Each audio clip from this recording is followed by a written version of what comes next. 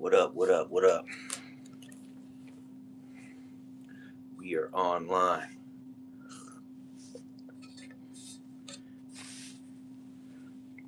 Fur coming out my hair. Where you see fur at? That's just a whole bunch of hair.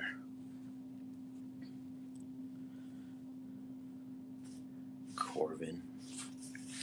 Corbin blue.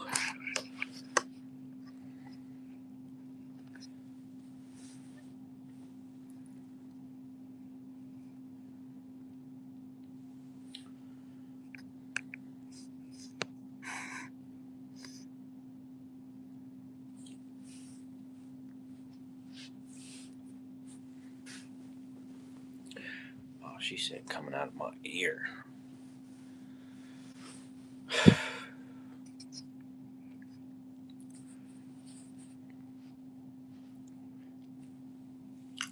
What up? What up? What up?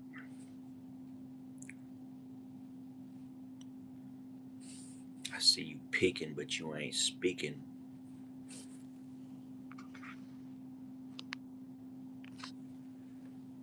Yawson, how you doing today? I ain't seen you before. Jay Biggs is immediately in the house. How was work?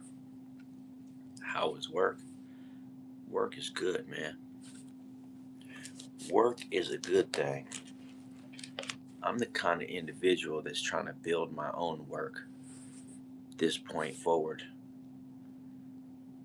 and I'm really willing to make that happen at all costs. So if you feel me, like and subscribe, like the video, subscribe to the channel. And that's the one and only time I'm going to say that today.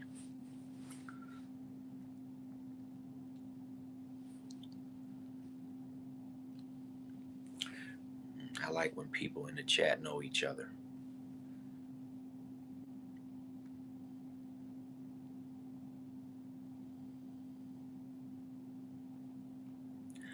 Daniel, are you a are you a kid with a fetish? I think you're a kid with a fetish.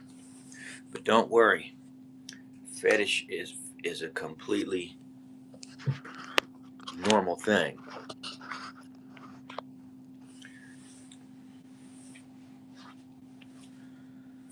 Are you America first? I am an American citizen. At least last time I checked, I was. They don't really treat us like Americans, but you know what, Mr. Garcia? You was in here a while ago and was asking the same question, which I find very strange because I want you to elaborate on why that's something you're interested in. I really do. Oh, and by the way, once again, no, music fans not here. You know what? Shout out to Diddy, man. Shout out to Diddy for doing something that most people could never do, which is being a guy with no formal talents, but still being talented enough to become a billionaire. So, why people talk about Sean Combs, I just want you to know that although people say he didn't have any talent musically, he had a talent to get money to the point where he became a certified billionaire. And to me, that's a big thing.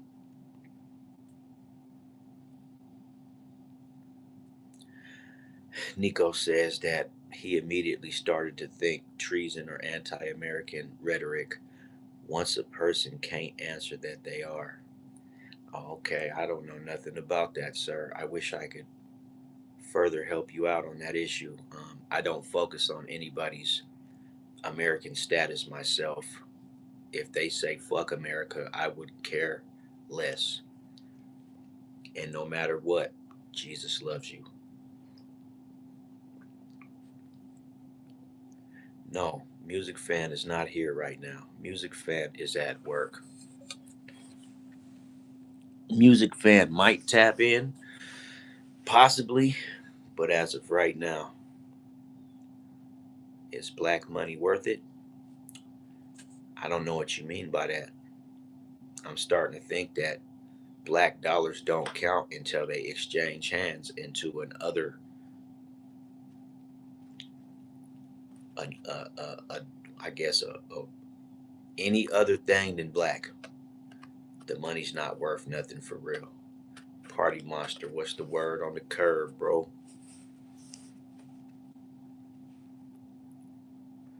Oh, you know what? Um, tonight we're gonna they're thawing out right now. Believe it or not, I got 7 of them, 3 in one pack, 4 in the other. I got all the ingredients lined up. We're just waiting for nightfall. My daughter's still at school, so it's not pork chop time just yet. It is not pork chop time. Thank you, eclectic. I feel healthy too. I didn't even get sick this year, bro.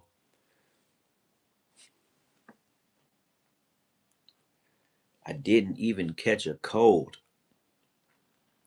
But if you go to some of my shorts, one of them in particular, you'll kind of see why I don't get sick very much.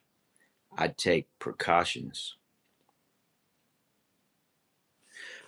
You know what? If you, J Biggs, go ahead, man. Yeah, go ahead, man.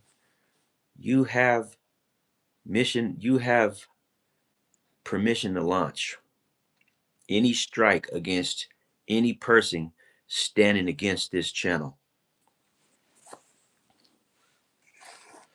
You have permission to strike.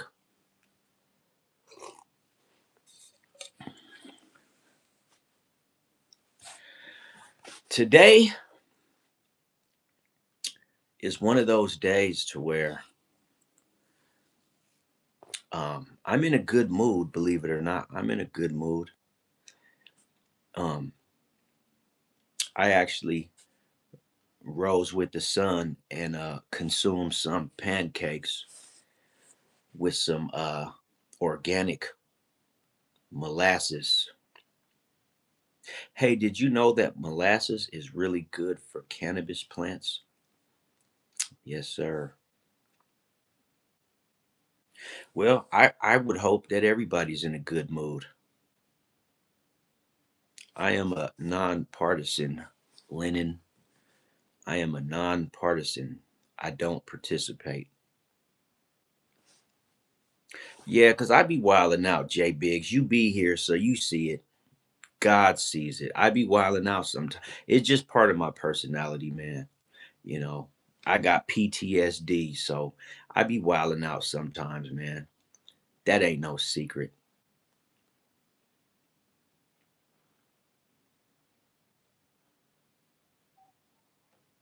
Yeah, when I was growing my plants here in Michigan, I would put a shot glass for like every 3 gallons of water.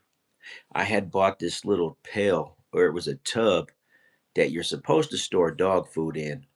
But what I did was I made nutrient water for my plants. So that way I didn't have to make a fresh batch every day. And then another thing I did was I drilled a hole in the top of the lid and I ran a hose down into the water and I turned it on to generate bubbles. Yeah, this is my champion shirt right here. Um, to keep oxygenated water. You know what I'm saying? The plants loved it. I meant to post a video of my plant, one of them. When I'm telling you, if there's any weed smokers, they're gonna see this video and they're gonna be like, "Wow!" Show you how I get down. I'll grow you some stuff that would rival the dispensaries. Fish fertilizer is very good, but you don't even have to use fish fertilizer. You can literally go to the fish shop and get the whole fish, take the head and bury it into the soil, and decomposition will feed the roots. There's a lot of tricks to good cultivation of plants. Lots of little tricks. And fish heads are one of those things that you could bury into the soil, and the roots will feed off of the decomposition. And that's like top level food for the plant. Like they love that. Banana peels. Banana peels are very good for the plant as well. But what you want to do is you want to take your banana peels and soak them in water for like 3 hours and let the nutrient from the peel release into the water, and then feed your plant. Don't just, you can throw a banana peel, you can put anything in the soil, but it's like time released. For an example, what I would do for my plants' calcium is I would take eggshells and I would bake them in the oven on 350 for a half an hour. And then once the membrane on the inside of the shell was cooked out, I would crush them up with my hands and I would put them into a coffee grinder and I would grind them into dust. And then I would take the dust and I would put it into a cup and I would pour a shot glass of distilled vinegar into the cup. And then once the eggshell was liquefied, I would pour that into my nutrient water. And what that does is it makes the calcium that's inside of the eggshell become biologically available to the roots immediately. If you were just to put the eggshell into the soil, it becomes something that releases over time. But if you want it to be like available to your roots immediately, just drop that powder into some vinegar and it there's a reaction, and it'll, you can use it that day. So I used to do that. As a matter of fact, look, over at my other daughter's house, I still have a coffee mug, no, a coffee can full of eggshell powder, full of it. I still got a whole box of nutrients over at another house that I never grabbed. Bro, check this out.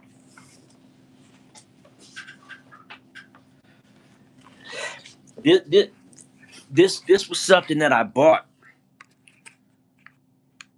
from the I bought this thing right here. This thing right here is how you test water, right? I'm gonna tell you what this is. If nobody knows what this is, you about to learn what this is today. This thing right here is, you dip that into the water and it will read the water and it will tell you parts per, no, this ain't a pH balance tester. This is a parts per million tester. In other words, this will tell you if you're feeding your plants too much nutrients. This will get your balances correct. I had test strips for my pH that I could just test the water off of the pH by these little different dyes that I had, right? It would tell me, I'm sure everybody's seen that, dependent on the color. Hey, what's going on, man? Man, a big dog, man. Let me get some of them subscribers about you, man. Why don't you shout me out in one of your videos, bro? So we can get our channel out there to India, man, to the whole population. But anyways, check it though, right? So yeah, this is a parts per million tester, right? This will ensure that you don't overfeed your plants and start to make them sick, right? This thing is $100 and something, right? And it comes it comes with a whole kit, bro. It comes with a whole kit, right? Like it's a whole laboratory kit, right? But what it does, like I said, is it will ensure, and you know what? It tells you the different conductivities of the water. Like, see, so here's the pH 4 solution. This is the conductivity solution, and this is the calibration solution. But you drop all this in there to be able to properly read your water, right? But then you got a graph that tells you, see what it says at the top? The grower's toolbox wall chart. So this is the roadmap for many different plants. At the bottom, you can, it just got them all. Like if you look here, it tells you. I don't know if you can see that, but at the top, it's all vegetables. Then here, it's house plants, and here it's fruits. And then on this side, it's garden plants, right? So I was using this to ensure, Sammy, I kind of do, right? I recognize your last name, Coca Man. No, I do remember, as a matter of fact, because I remember I was calling you Sammy. Yeah, I remember you. It takes me a minute, but it always comes back to me. So, with that being said, but this is the name of it. The Blue Lab Growers Toolbox. You know what I'm saying?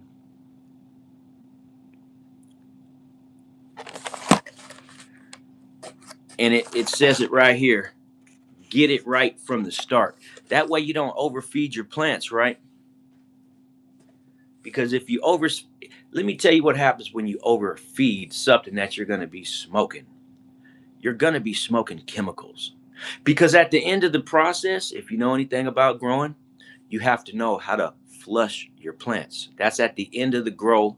When you're getting ready to cut down, you got to put 3 weeks to the side to properly flush your plants completely, to where by the time, and that, if you ever heard, like on a grower channel, how they talk about when you're smoking it and the ash is either black or it's gray, dark gray or light gray, that determines if you have a lot of chemical in your plant versus none, right? All you want is that light gray burn. So I did all that, man. I was still learning, right? But I grew, I don't know, about 20 plants. Not all at once, but, and then, it was messed up because the very last grow that I did, I ended up with 3 hermaphrodite plants. And you got to check your plants right at bloom, right? Because if you don't, you going to let the hermaphrodites bloom with the females, and then they're going to release the pollen, and you're going to pollinate the females, and then they're going to turn into hermaphrodites, and then so you ain't going to have any good bud. You're going to be assed out. So I went out there one night during bloom, and I checked the branches of all my plants, and I found 3 males, bro. And I was mad. I was like, dang, man. Because when you find a male, you got to destroy it. Like, you can't, because you can't even put it to the side and keep them, because they'll pollinate, and then that pollen will find its way back to the female. And then when that happens, the female hermaphrodites. And so what you're going to end up with is like some mutated cannabis, or you're going to just have, like, it's not going to be what you wanted. So you got to get rid of those. You got to separate them out of the garden. And I had 3 big males. They were big too. And I was so mad. I was like, damn. But that's what happens when you grow from a seed. That's why a lot of people prefer clone plants. Because when you got the clones, you don't have to worry about that kind of shit as much, I suppose. My growing career wasn't that long, but I have some good seeds somewhere around here. Let me see if I can find them.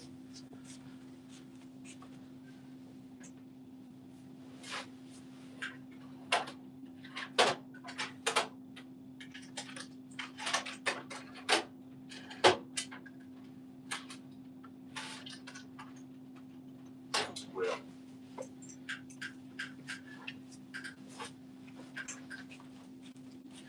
anyways, I don't know where they're at. I think they're upstairs, but at any rate, man,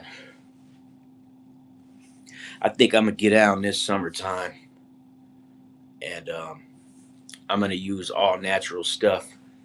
Um, I did use fish fertilizer. Um, I got a bottle of some from Alaska, and that shit stinks bad. You open the bottle and you smell it. Oh my god, that shit smells terrible. But your plants love it though, and that's all that counts. And so you can do a lot of things to keep your plants healthy too. Like you could put copper stakes in the soil. They'll feed off of the antimicrobes, whatever you call it. You could put a ring around it, like a copper wire, which I have a lot of copper. There's a lot of things you could do, bro. But I also like to grow vegetables too. I'm not just only trying to grow. Um, Bike Club says that it sounds gross, but you can use diluted urine as fertilizer as well. Yeah, yeah, I suppose you could. You know, another thing I can tell you that cannabis, particularly, and other fruit and vegetable bearing plants like, is good sources of carbonated water. It like, I don't know, the roots love that shit. But the thing I was doing at first was I was overwatering. That's something I was doing. Overwatering my plants is a problem. And you'll know when you're overwatering because your leaves will turn wrinkly and limp. You know what I'm saying? They do the same thing in the heat, but you could tell the difference in the heat versus overwatering because in the heat they don't wrinkle up. They just they just turn limp and all your leaves fall down, but they don't wrinkle up. Overwatering will make them wrinkle and fall down. So, you know, the more you learn as you grow, the more that you'll understand. One of the biggest fights here in Michigan is powdery mildew. Oh man, that's a huge problem. Trying to fight with powdery mildew, bro. But, you know, I want to try a couple plants this summer. But what I want to do is I want to go ahead and um,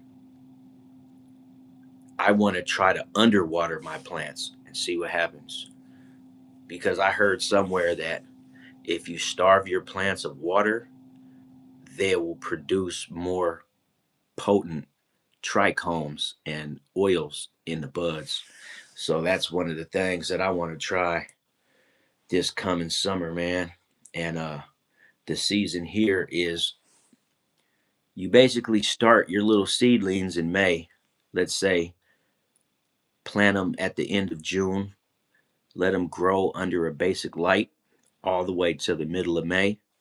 And by the middle of May, you can go plant them in either a pot or you can plant them straight in the ground. If you plant them in the ground where they don't have no limitations, you're going to end up with some really big plants. So I could literally grow two, and those motherfuckers would be 10 feet tall and 8 feet wide. And then we go right into the topping. I got everyone's recipes. It's called browsing history. Oh, absolutely. Oh, what's going on, Christ Walker? I was given some knowledge on how to successfully grow a cannabis plant and actually have some good shit. Um, like I said, at some point I'm going to put my videos because I did a lot of filming when I was growing, right? But I was up under this dude that showed me the game, and he was way better than me. Like, dude was way better. This dude never gave up. Like, no matter what, even if he ended up with some bad plants, he would keep going. Like, and so I really like getting knowledge from him because In the end, he ended up with some of the best shit I've ever seen in his backyard. And I'll never forget these plants, man. I was um I was on a live video with my cousin one day while I was over at my boy's house. And my cousin ain't never seen no shit like that because he's out there in the desert. So when I was walking through the plants, the first thing he asked was like, "Hey man, are those cannabis plants I'm looking at?" And I'm like, "Yeah, bro." But they were so big, they looked like I was just out in the bushes somewhere. But when I zoomed in and showed him one of the plants, he was like, "Wow." I'm talking about buds this big, bro. I'm talking about this big and like that big around, and his whole entire backyard had all these different plants. But I mean, you got to consider, you got to space each site about 10 feet apart. So you can only utilize so much space because you don't want to cramp them together, because then you're going to be not allowing the plants to get a lot of sunlight. And cannabis needs lots of sun. But the good part about Michigan is it's some of the best sunlight ever out here, man. Yes, allegedly, absolutely. Allegedly is definitely what you want to portray. And this is all for entertainment purposes only. Everything I say is just for your entertainment. But I was showing people this thing right here, man. I had really invested hundreds and hundreds and hundreds of fucking dollars on my operation, man. I was really going in, and and I got lots of videos. And then another thing I was doing was I was playing music for my plants.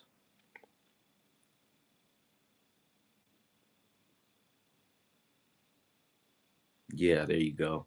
Um, yeah, I was playing music for my plants. That makes them happy. Plants have consciousness, man. And if you get around any like growers, they'll tell you. They will absolutely tell you.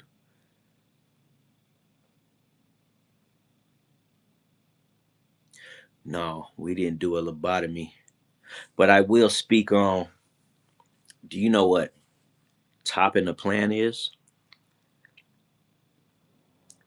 I don't know if you know what topping the plant is, but topping the plant is something that will, and I was talking about this the other day, but topping the plant is the difference between a plant yielding a QP, which is 4 ounces, versus a whole pound. Yeah, exactly. It makes it like a big, dense bush, too. And then, but see, you don't stop there, neither, Slim, because the next thing is once you get your plant real bushy, it still needs to have the shoots reach for it still needs the shoots to reach for the sun. So you gotta stake a trellis over the plant. And some guys put a trellis over each individual plant, right? And then when you press the plant down, what would have just been a little side branch will turn into a main branch. And so then when you do that, you'll get all these lower parts of the plant reaching up higher, and they'll be able to get sunlight. And the main branches will still do their thing. But like, you could take a branch that sticks out like this, and all the little bitty plants on the side that weren't even supposed to become big and strong, they'll end up becoming big and strong. So, like you said, it's the difference between a plant only giving you 4 ounces versus a plant giving you 16 ounces, right? And it'll still be good quality. It don't matter. It's not like the more that the plant produces, the less potent it's gonna be. So, these are just tricks of the trade, man, when you grow. And you could do this same exact method with anything. Tomatoes, uh, I don't know about corn, but like, you know, Any plant that grows, tomatoes is a good example if you ask me. Yeah, see, so you definitely know something about it, Slim, because that's a big thing out here in Michigan. There's a lot of growers, bro. In the summertime, there's weed everywhere. Like, I went to a yard sale last summer to buy some tables, right? And I go into the backyard to look at the tables, and it's two old ladies, right? Fucking two old ladies. And they got this big, gigantic, huge plant just sitting there right next to their garage. Okay. But, there's a lot of people who get out inside too, though. I know people that got spare bedrooms that they turn into labs. People got their basement turned into labs. And you go in there and it's sterile, and they got their lights going, and they got their fans blowing. And oh man, yeah. Yeah, that's all endo means is basically indoor, right? But just endo sounds better than indoor. But you see these people, right? They get like the little grow tent off of Amazon, and it's only big enough for like just a little auto flower. No. When you get out outside, bro, one plant could give you over a pound. Easily. One plant will just go crazy. And if you look at some of those videos that are on the internet, like some people got plants that are giving them 3 pounds, right? But because the season in Michigan is so short, it's only May, June, July, October. I mean, May, June, July, August, September, October. It's not even, it's like 6 months, right? But in that 6 month period, you can take two plants, and those two, you can get a couple pounds off of two plants. I'm talking all the way up to 4 pounds off of just two plants. So there ain't nothing wrong with planting in the ground. There ain't nothing wrong with it. The only thing you got to do to plant in the ground is you got to dig a hole, because cannabis doesn't like to grow through earth. It can, but it has an easier time growing when you dig out a hole and fill the hole with potting soil, right? Or coca, you know, what do you call that shit? Coca husks, cocoa husks. And when the roots go down, when you're growing in a pot, they stop at the bottom of the pot and they just wrap around in a circle. But when you grow in the ground, they can reach as far down as they want. And a lot of times, if you're growing next to any trees or any other bushes, they'll tap into that root system, and they'll feed nutrients off of whatever roots are in the ground close to your plant. Yeah, you could do it like that. You could definitely do it like that.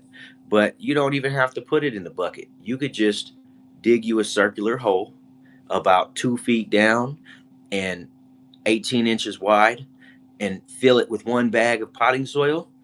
That's one successful hole.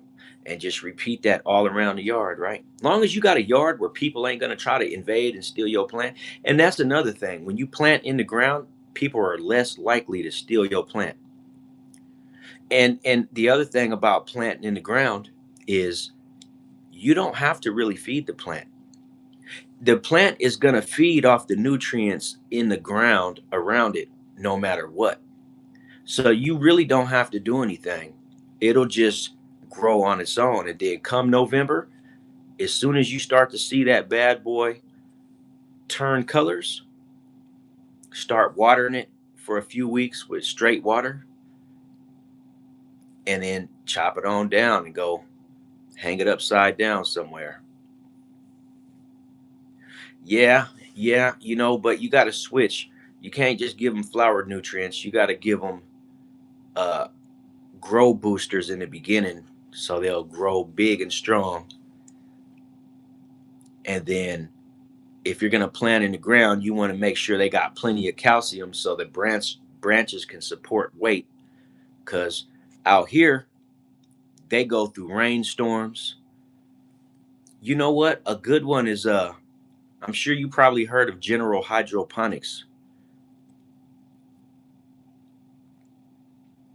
Chevy, what's going on, man? Or Shay, excuse me. Wait, what did you say?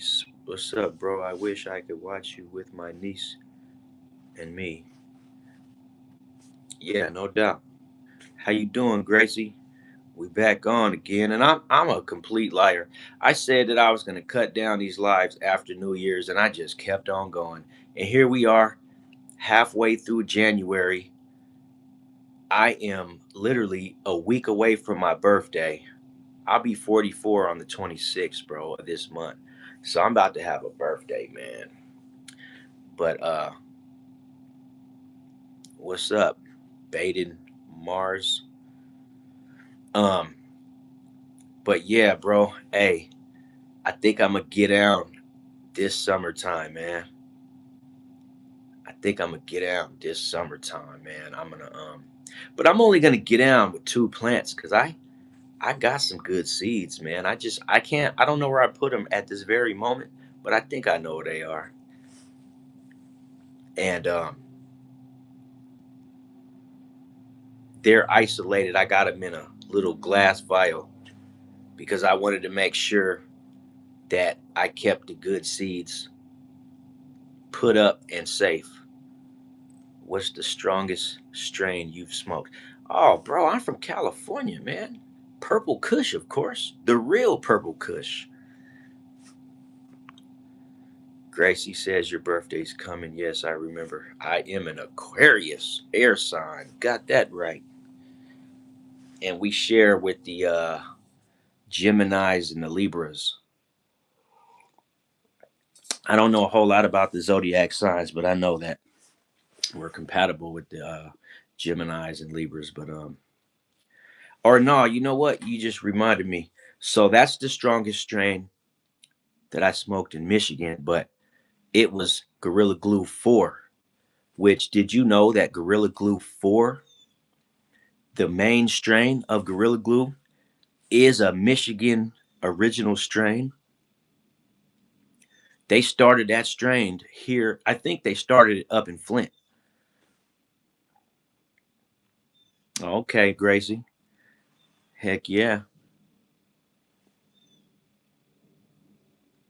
Okay. So basically, man, um I already got the seeds and yeah, yeah, man.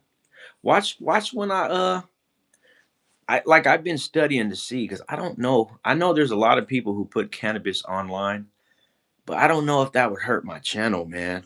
Because like I didn't start it for growing or anything like that. The name of my channel, T Got the Recipe, a lot of people think,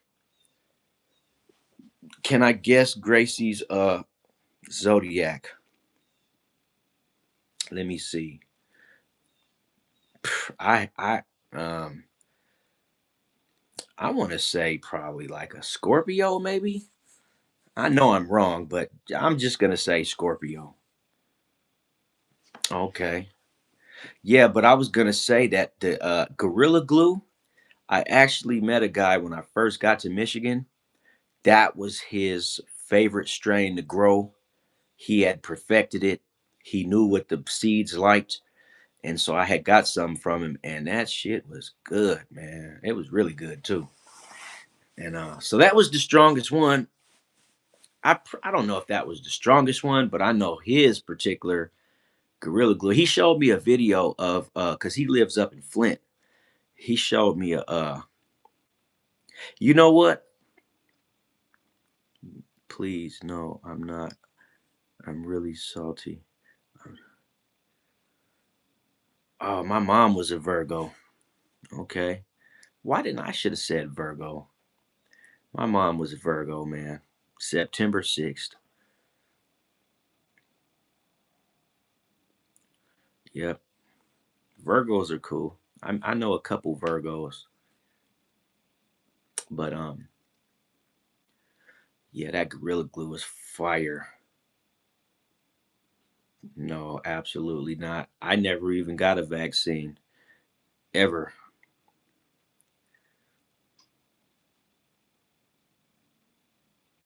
You know what? That was another thing that my boy did, bro. Is this fool was going and spending $500 on seeds.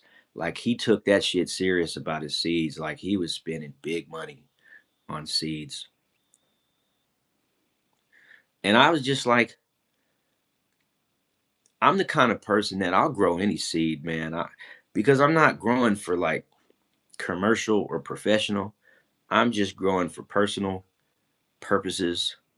So I didn't even need the best seeds, but like I would still come across some really good seeds regardless. Just asking what's going on, man. I don't do clone seeds, bro. I don't do clone seeds. Not at all. Why do a clone when you can grow from a seed, man? Why do indoor when you can do outdoor and outdoor is just as good? I don't see what the big hype is about, but some people feel like they can control the growth process better indoors because you can control everything, the climate, that quality of the air, you know, you can keep water, you can keep cold air, you can keep a lot of stuff.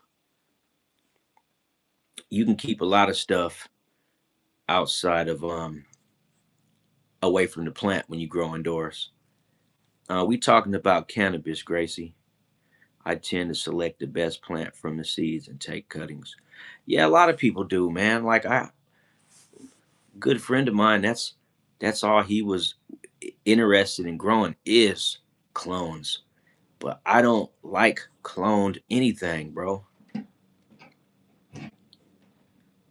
But yeah, I don't like that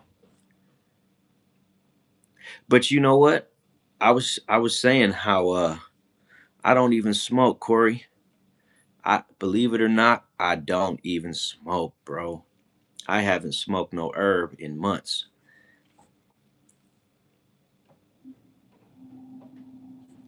Yeah, it is, but it's stripped of its ability to reproduce. So there's that. Yeah, it's legal in Michigan too. And what I was gonna say is here in the US, in the state of Michigan where I'm at, they just hiked the taxes up on cannabis at the dispensaries 24%. 24%. And even if they are, what you got to do is you got to grow to your own liking. What do you prefer? For me, I like to grow from seedlings. That's just my preference, bro. Oh, well, Gracie, I am sorry to tell you. I did smoke. I don't smoke right now, at least. And I do drink, though. I definitely drink, but I don't drink a lot. I used to drink a lot. I didn't slow down over the years because of my stomach issues. I am unable to drink a lot. My dispo doesn't even tax me. It's the final cost. It's always low. $3 a gram after taxes for wow. Lucky you. Kenny said it's 48%. Put it like this, there was already a percentage in Michigan. I don't know what it was. But now, whatever it was, it's an additional 24% tacked on to the initial tax. So we're talking about damn near approaching. It's a huge tax. You paying double right now, damn near. And it went into effect this month. Or are you saying in Michigan, Kenny?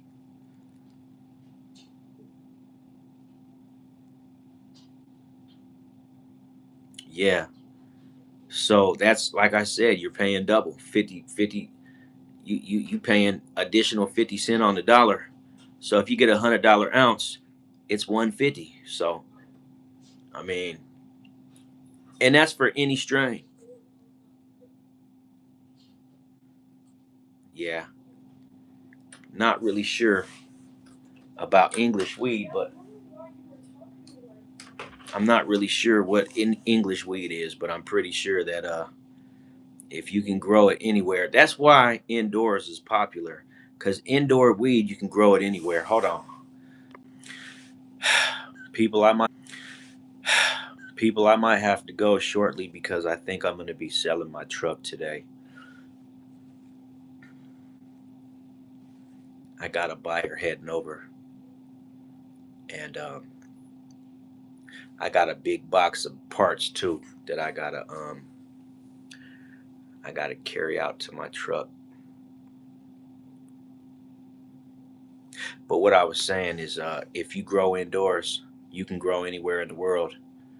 Some place you can even grow in Antarctica indoors. You know, that's why indoors is so popular because you can grow anywhere. But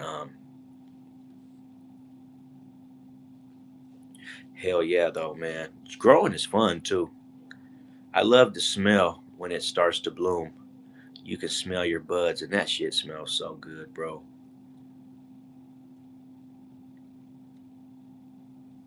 That shit is the business, man. You know, I'm in Michigan right now, out here in the great state of Michigan, right outside of Detroit. Give it up for the ganja farmer. Not necessarily the ganja farmer, but I definitely got out and I grew a lot of plants, man, and they all came out pretty good, man. Like I said, I'm gonna post those videos on my short feed just so people can see. I don't know about all that f around. Michigan is the herbs toilet. Like I don't even know why you would say that. Um, there are far worse places than Michigan. As a matter of fact, Michigan is its own type of community for the fact that it's the only state in the United States surrounded by a fresh water system that you can travel to the ocean right off the rivers. And they've been, industrially shipping for hundreds of years.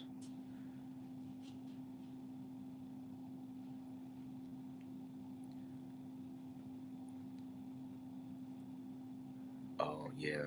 Okay. What up? Little Leaf is. So, yeah, man. Get your plants ready, though, man. Wintertime is going to be over in a blink of an eye. And winter in Michigan don't even last that long anyway. But I'll tell you this though, the short time that it is cold, oh man, it gets cold. It was 8 degrees last night, man. You know what I'm saying? And then I think when I got up this morning, it was 6 degrees. And if you go downtown Detroit, it gets all the way to negative. I think the coldest I ever seen it in downtown Detroit was negative 20 degrees, negative 21 degrees to be exact. The night my daughter was born, um, 7 years ago. When I left my job, I went straight to the hospital. And when I got there, it was negative 21 degrees on the thermometer. And you know what's crazy? There are literally people that grow in that type of weather. They put this thing over the plant. It's like this little dome that they place over the plants, and it keeps the temperature high enough to not freeze the plant to death. I've seen it done, man. They do it way up north. It's these little things. I don't even know how to describe them, but they do the same thing to the airplanes, to the cars. They got those little heating mats, and all you got to do is put the dome over it, put a heating pad over the dome, and then run an extension cord. But like, what if you got 50 plants? How do you do that? Like, that's too much energy just to grow through the wintertime. But like, if you're in a place where it never heats up, I could see that being something to do. But like, bro, just grow your shit inside. You know, um, at my old house, I had a whole spare bedroom, and I was getting ready to get my plants together, and then just like a lot of things just don't be working out, and that's fine, bro. Yeah, what's up with frizz ball? You don't like the frizzy? The frizzy look is fly. Flying frizzy. You know why? Because flying natural is better than, cooked. What about the cookbook look?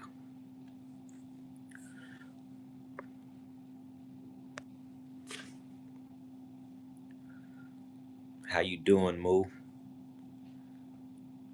Killer Man. How you guys doing today, man? I'm seeing a lot of new names in here today. Make me want to say like and subscribe, man. All these new names, man. Like and subscribe. I didn't even see California Beach. I didn't even see him. He got marked out before I could even see what he said.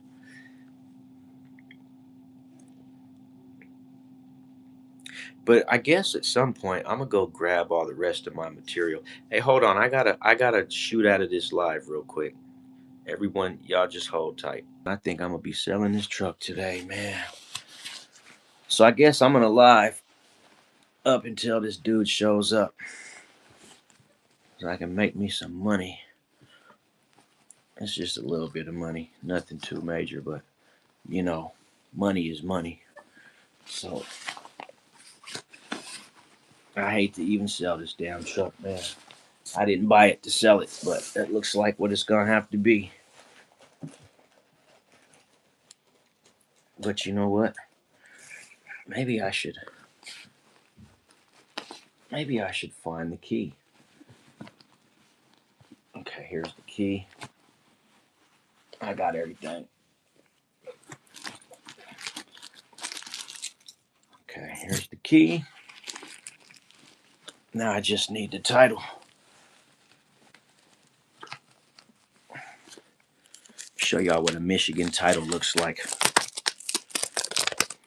That's a Michigan title right there, right? It's what a Michigan. If you get a title in Michigan, you want it to look like that, right? So when you get you a new car, they'll be like, "Here, sir. Here's your keys and here's your title." So if this guy shows up, then he can go ahead and take this El Problemo off my hands for me, and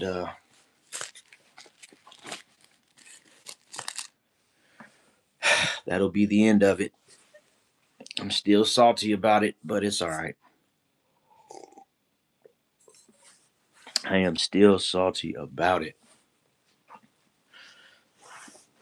But sometimes you just got to take the bitter with the sweet in life, man. You don't always get the sweet. Sometimes you only get the bitter.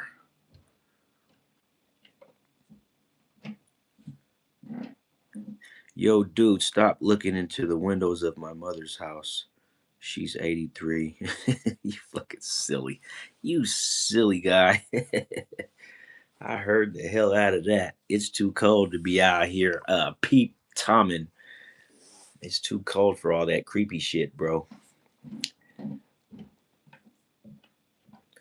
And my whole thing is, how many times does someone got to look through your mother's window before you report them to the authorities? I would think you would report them to the authorities the first time they do it. And if you catch them actively doing it, you might have to, you know, take matters into your own hands with that vigilante justice. But hey, man, if you giving people if you giving people passes, that's fine. Just remember, man, giving people passes leads to overstepped boundaries. Well played. You won, me zero. Oh, really? Okay. I don't even know what this guy's talking about.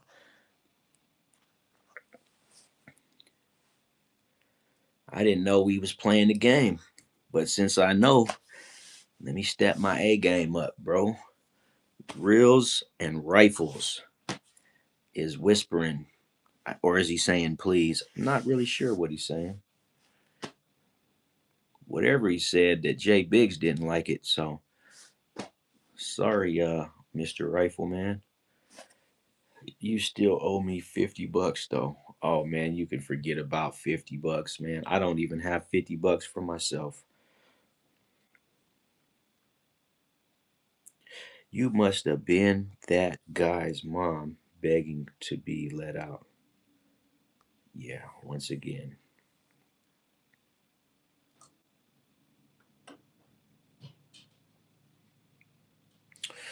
But man, who else is gonna be growing this summer, man? Do I got any growers in the chat right now, man, that's gonna get down this summertime, man? Is there at all anybody that's gonna be growing this summer?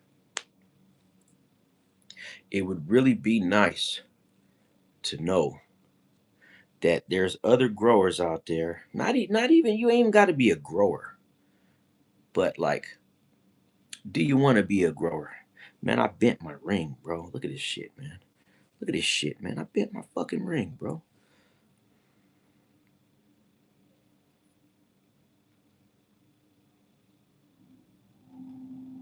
You know what it is, right? The jeweler sized the ring and he didn't do a good job.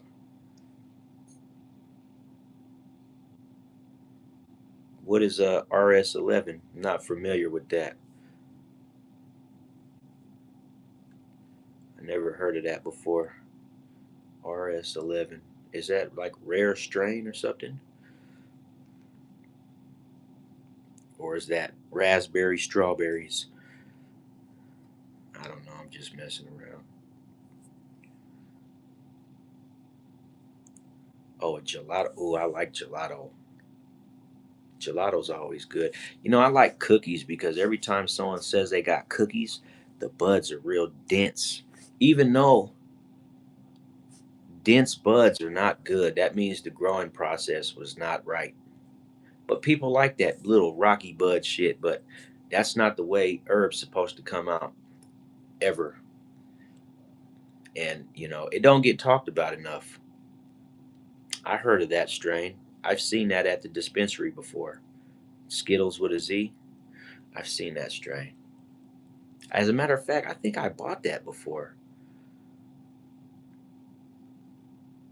Yeah, I think I bought that strain in the past, man. As a matter of fact, I know it may have been a vape because there was a point in time where I was vaping. And here's another thing: if you visit the dispensaries and you buy the vapes, hey, get the live resin. That's the best. All that other shit will have you feeling crazy, like you'll feel like you about to have a stroke or something. But the live resin strains in the vape pens, that's the good stuff. To me, it goes a little bit faster than the regular, you know, cannabis mixed with corn syrup, but it's way stronger though. You only need a little bit at a time. I don't like feeling. You know what, bro? I just realized something. Oh, okay. Yeah, I don't. Not a big fan of vaping, man. I just ain't. I am actually glad that who is Peter Rosenberg, Mark? Doesn't he run the Fed?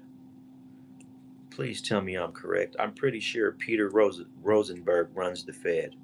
He's our Federal Reserve guy. Either that or the IRS, one of them two, which is basically still the Fed. But yeah, I'm not a big fan of cannabis vapes, man. I don't like the feeling of being high no more, man. I don't know what happened to me, man. I used to love smoking. Now I don't like being high, man. Chalk Bong says he'll make me an offer that I simply cannot refuse.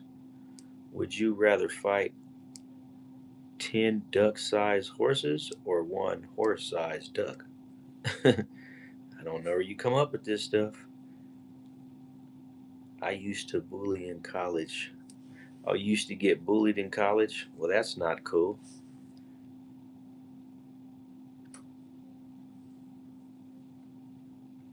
Yeah, that's not cool. Hey, Mark, who is Peter Rosenberg, man? I know that name, but I can't place him in the government. But I know the name. I definitely know the name.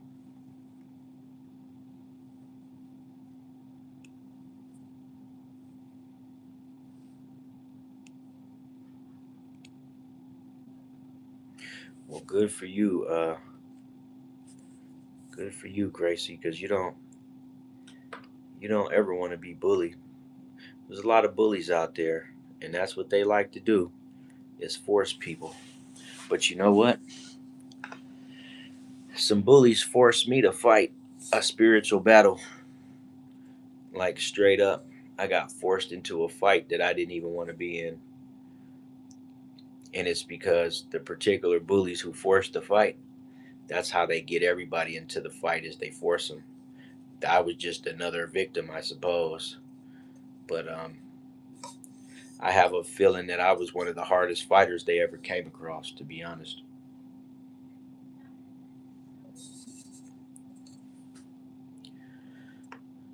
Gay jokes are so boring. Black pill, Bill. Oh yeah, ain't nobody. I didn't even recognize Black Pill Bill, but I can tell you this: I'm looking at the picture.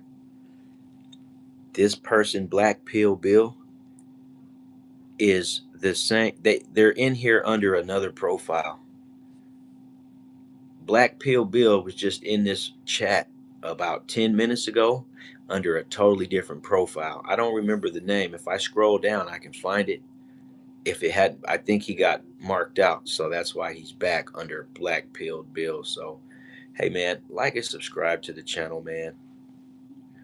What do I think about atheists? I don't have an opinion. I have family members that are atheists. Me, all I can say to that is me, I am not an atheist at all. I believe in a holy administrator. He is my creator. She is my creator. Him, them, they, it, the. No, I'm not an atheist. I don't believe in goofy stuff like that. To believe that everything in the world has a creator. But to believe that people don't is just wild to me. Like everything has a creator. Living things, all of them have a creator. It's just it's common intuition for me. Just speaking about myself personally, everything in creation has a creator. And for someone to not acknowledge that is crazy. That's crazy work, man. Like even if you don't want to accept it, at least acknowledge it. You don't have to accept something just to acknowledge it. I acknowledge all these gay jokes, but that don't mean I accept it. I don't accept none of that shit, but I acknowledge it. I see it. I understand it, you know. And that's the breakthrough, man, you know. Acknowledge that there's a creator, even if you want to turn your back to the creator. That's fine. That's your business. But no, this ain't about you, Gracie. This is just whenever I see questions and people ask stuff, I speak on it. That's what I do as a creator is I create the content on the subject matter. And in this particular case, you just asked the question, and so I'm just speaking on it. This goes for everyone everywhere. Um, and I'm just saying that in this particular instance, like everything in existence has a creator, everything. And for people to say that they don't believe in that, to me, that's a mental condition. Stay away from me, bro. Because if you don't believe in something simple as that, then what else don't you believe in? You may believe that if you crash your car, it won't crash. Who knows? You may you may believe that hot water won't burn you. You may believe that fire doesn't burn. I don't know. But people that believe in stuff like that, they have the right to do that. But I will acknowledge them too, but I won't accept it.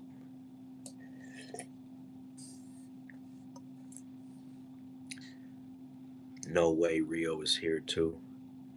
Sabawoon Khan, what's going on? Make sure you like and subscribe to the channel. I haven't got any subscribers in a little while, but maybe today I'll be a little bit luckier. We've already hit 600, so I guess we're on the road to 700 now, but that's going to be a long road. Very, very long. But we can try to keep walking it down. I mean, it's not that far off. I already hit, over the 50% mark. So I'm at 60%. So, we're on the road to 1,000, but we're not going to say 1,000 because 700 seems more reachable. I only need 94 more or 96 more subscribers to hit 700. And so that's the aim, right? And then when we get to 7, it'll be 8. When we get to 8, it'll be 9. I don't know if you guys seen earlier on in the very beginning that big name streamer I was talking about with almost 1 million subscribers. He stopped in earlier. I seen him. That's when you heard me say, "Hey man, let me get some of your subscribers, bro." Shit, he got almost 1 million of them. I'm sure he gets a check for life off of YouTube for that.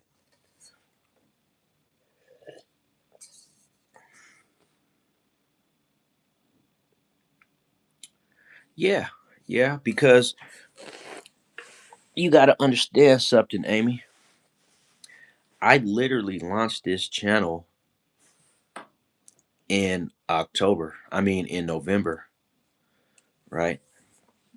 Okay. Yeah, excuse me. I launched this channel in November. So from November to today, I haven't even reached 90 days.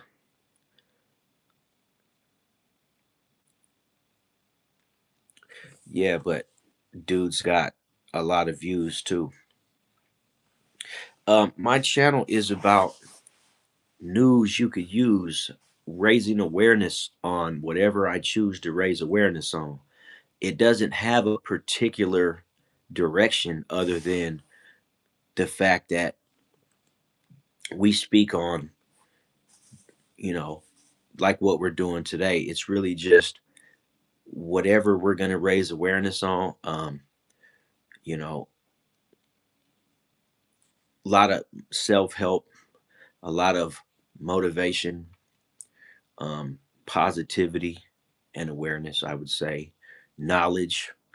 Um, you can come here to exchange ideas, and you can come here to argue respectfully, of course. You can come here to learn some stuff. Um, but one thing that I don't like to do is, speak on certain trivial things that really don't benefit the whole of humanity. But I do. I'm just a regular guy at the end of the discussion. I'm the same as anybody else. I am definitely not unremarkable, but at the same time, I'm just really more of a kind of person that feels like, everybody can never stop learning. You can always learn something, you know what I'm saying? But oregano, that is completely useless knowledge. But that's what I'm talking about. Completely useless. And honestly, a Twinkie is a hostess. So that's knowledge, I guess. No, no, there's some definite new people here. I'm seeing a lot of new names that I haven't seen before, so that's cool. And BJ, he's not going to stop till I answer him, so I'm going to tell BJ that, in fact, BJ, I am at work right now. I am literally at work. What do I think about tarot card readings? I don't know. DG, what do you think about tarot card readings? I like my tarot card readers. I think that you have to be weary of who you listen to and who you follow But I think that you don't listen, bro. You don't always have to get paid to be at work, man. Remember that. Work doesn't always equal pay. You don't get paid to clean your house up when it's dirty, but you consider it work, though. When you fixing on your own car because you don't want to take it to the mechanic, you ain't getting paid for that neither. As a matter of fact, you probably spending money to fix your car, but it's considered work, ain't it? Because if it wasn't, you wouldn't be lazy and say, "Oh, I don't feel like doing it." So disconnect the idea that you have to get paid to work. That's why you'll always be trapped and binded to a paycheck, right? It's because you believe that you only can get paid to go to work. And that is, in fact, not accurate. That's just what we've been taught. What do I think about panhandlers? I think panhandlers need help. That's what I think.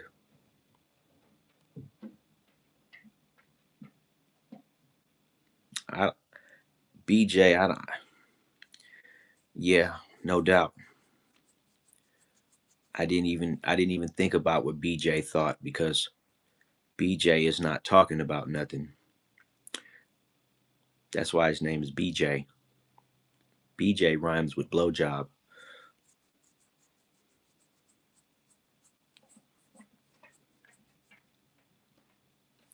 But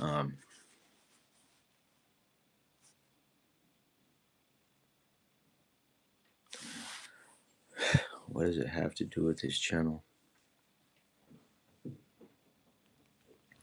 You know,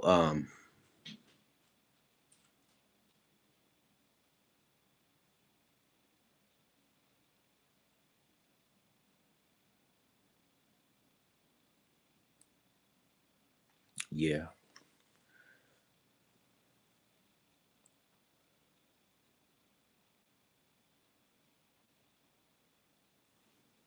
a lot of people like to play on your top these days, right?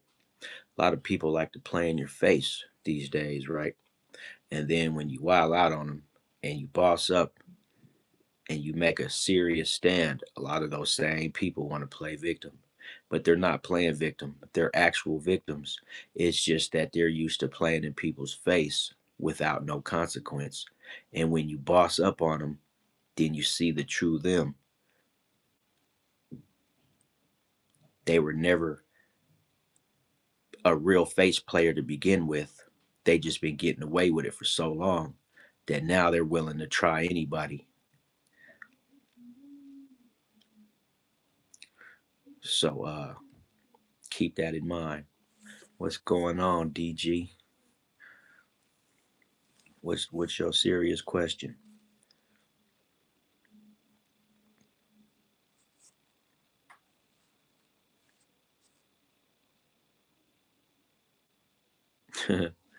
Man, you know what? They trying to get some money. I come from the West Coast, so I know exactly who you're talking about. But I tell you what, that's a dangerous lifestyle, man. I actually had somebody from around my neck of the woods do a very heinous crime against those guys, and he caught the death penalty for it too. Um, he went to Home Depot one day and he picked some guys up and said that he had some work for them. And instead of taking them to go work, he robbed them and he committed a heinous homicide against a few of them. And and they paid the ultimate price, and so did he. Um, I'm not saying it's a West Coast thing. I'm just saying that you see it a lot on the West Coast. I don't really see here in Michigan. I've never seen those guys hang out in front of Home Depot the way I have back on the West Coast. I haven't. I literally, I've been to many Home Depots. They don't hang out in the front in Detroit. They don't hang out in front in Southfield, Dearborn, Dearborn Heights, Madison Heights, Warren. I've never seen them hang out anywhere in Michigan, anywhere. But you go to Nevada, you go to California, you go to Arizona, them dudes be hanging out. I never been to Grand Rapids, man. I've been right outside of Grand Rapids, but I never actually been to Grand Rapids. That's where Floyd Mayweather's from. I would have ended if I would have continued on my journey. I probably would have ended up passing through Grand Rapids. How do I feel about Meyer? I'm starting to think that you're here in Michigan, DG. Are you close by or something? I think Myers is cool. Um, I shop there. I think they need to get their fishing gear together in Myers. At least the one here on 8 Mile. If you fish in the summertime, you go to the fishing section to get fishing supplies. They ain't got nothing. I'm not from Cali, but I got homies in Detroit. Oh, in Bagley? Okay, I know where that's at. I ain't too far from Bagley. It ain't LA Bagley, though. It's just Bagley community. I ain't never seen it as La Bagley, but it makes sense because they got the LaSalle community. They got the Boston Edison community. That's where people own the old mansions at. No, in Spanish they say La Bagley. Oh, okay. Yeah. They got a street out here called Bagley near downtown. But I've been all around Detroit, man. I was a tow truck driver in Detroit, and I worked the night shift, so I done been in some sketchy situations. But one thing I could tell you about the D town is don't believe the hype. You know what I'm saying? Yeah, of course I know Sada Baby. Of course I know him. You should be able to look at me and tell I know who that is. Um, Detroit is not the way they try to make it sound. There is a lot of dark shit that goes on, but it's not what you think, man. Yeah, I'm aware. I knew about T Grizzly before I even came to Michigan because he had that hit song on the radio. Not to mention they call me T. So when I heard his music, I was like already expecting to like hear it on heavy rotation when I was shooting out here to Michigan.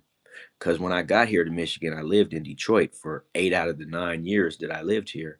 And only about a few months out of those 9 years, I lived outside of Detroit. And I only live walking distance away from Detroit. Like I could get dressed and go for a walk right now, and I'll be in Detroit. So it's not like I live 50 miles outside of Detroit. I live right on the other side of 8 Mile, which is, it's right there.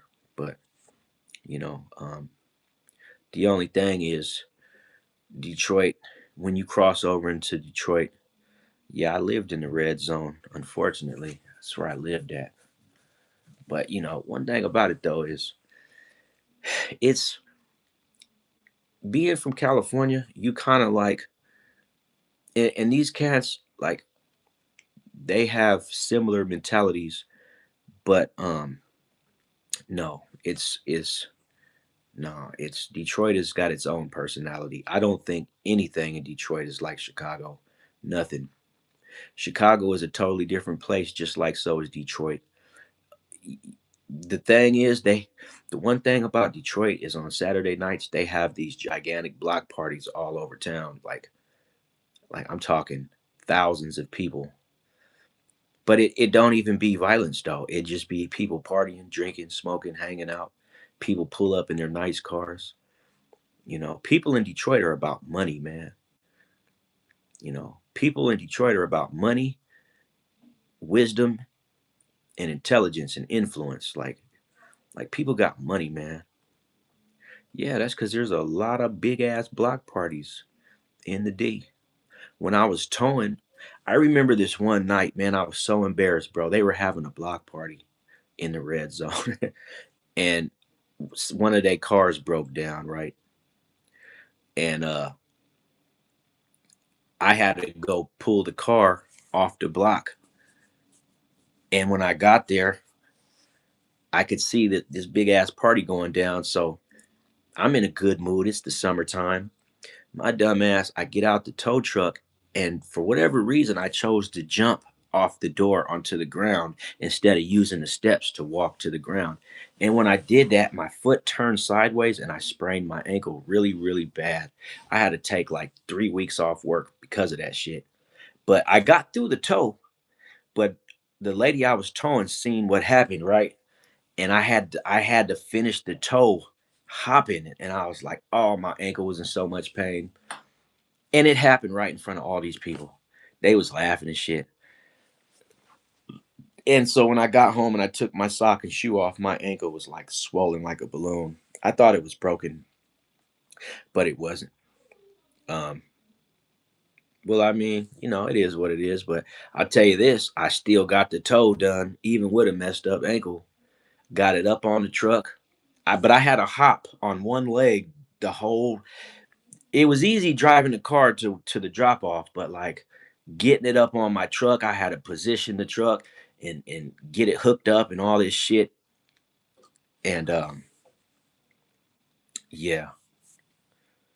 Oh, you out of here, Gracie? All right, you have a good day. I might go live again later tonight, man. Right now, currently, I'm waiting on a guy to pull up to look at this truck. So I'm gonna keep going until he gets here, and hopefully it'll be a successful transaction. So let me ask you, as a fellow Californian, why Mexican? Most of us move to Nevada or Texas, even Arizona when we leave. Because I had kids in Michigan, man. I had kids out here. I had met a girl in Nevada that was from Michigan. She grew up in Detroit, so we had a child together, and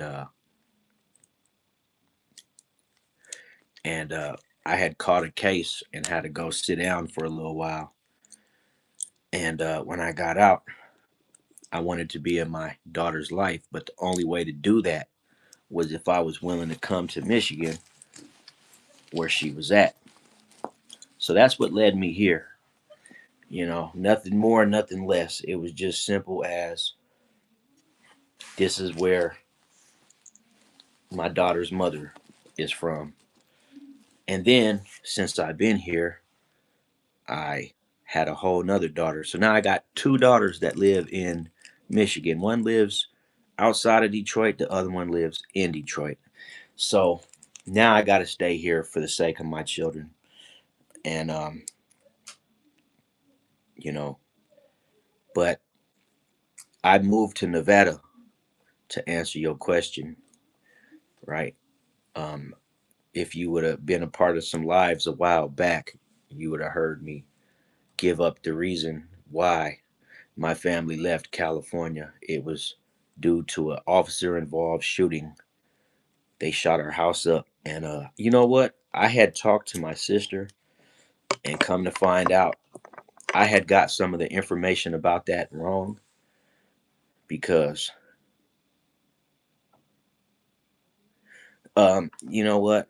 It kind of went like this. When I caught a case, she came back here, right? She could no longer sustain with a new baby in Vegas, so she came back here.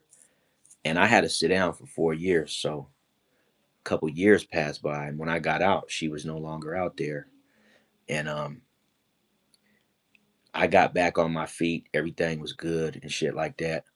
But then one day it just was all bad again. So I was like, well, shit, I'm gonna shoot to Michigan then.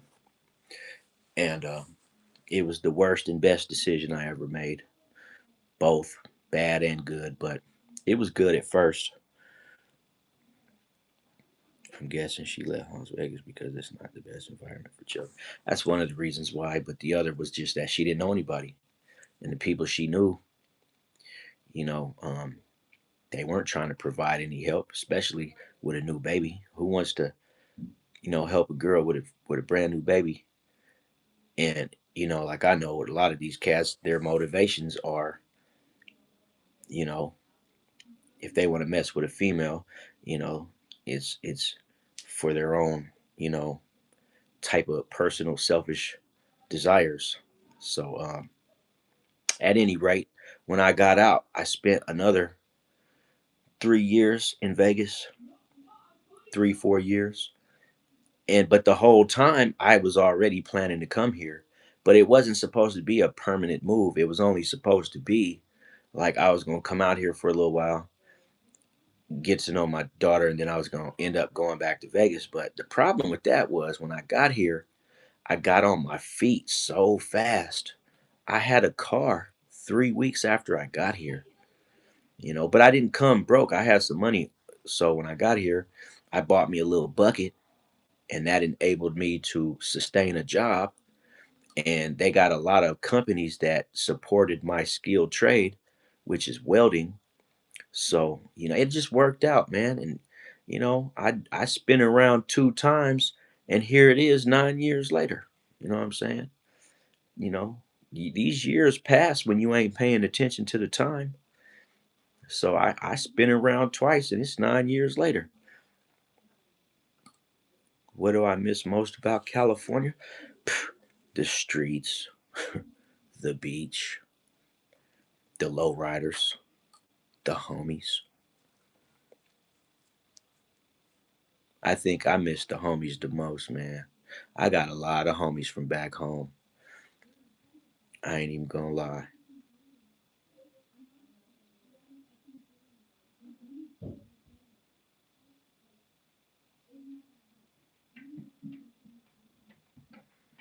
Well, I could tell you what my mother did when she wanted to leave. It doesn't really matter about your age. It just matters about your drive. Um, hey, but hold on, Touch. Let me just say this, DG. I'm not saying that that's who I am today. I'm just saying I get nostalgic about the way I used to live because I really ran the streets. Like, I really got in a lot of trouble. I really used to hang out with the homies and be a part of the bullshit crowd. And, being isolated for so long, you just remember the golden era of your life and, all the fun that you had. And, you know, it's not who I am today. I'm not saying I would go back to that because I'm about to be 44 next week. I'm to the point in my mind that that's an irreversible change. I can never go back to that. But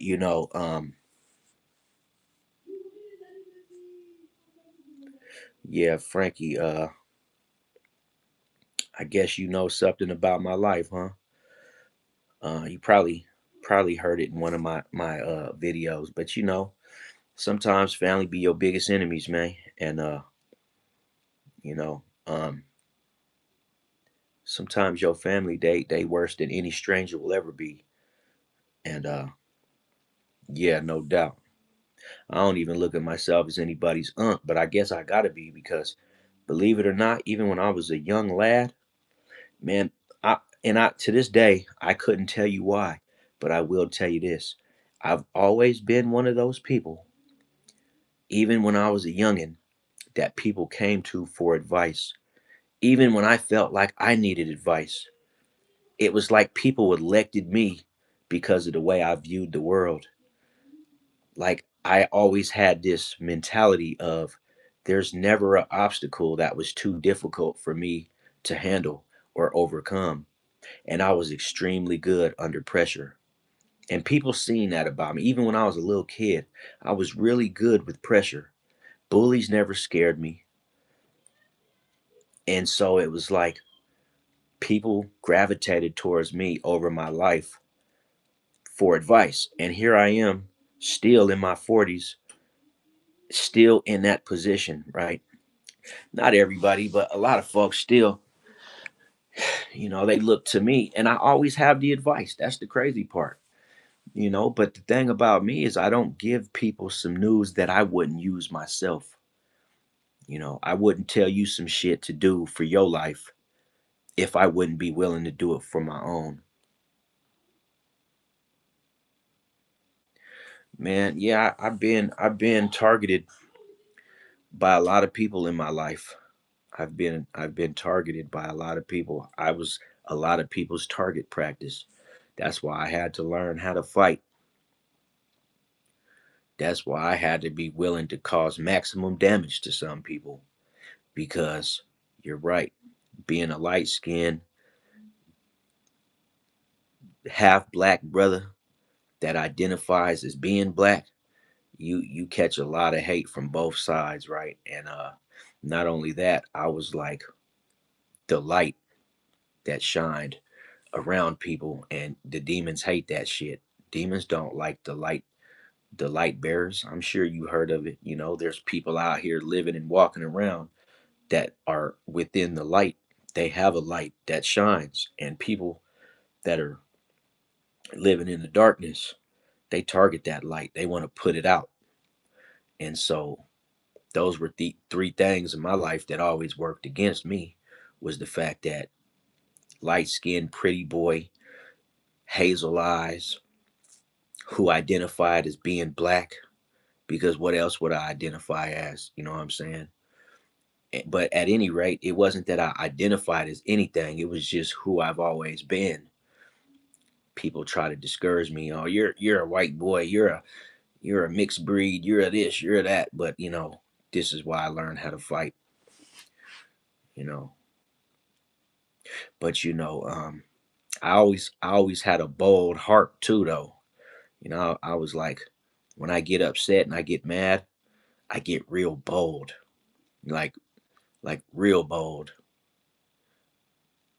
And luckily, I never caught a life sentence behind how bold I can be.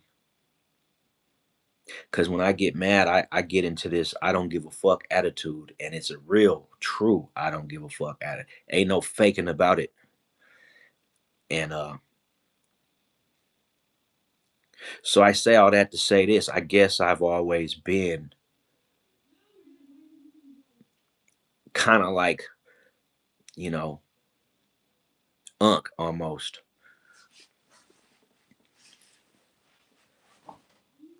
You must be a Mexican American.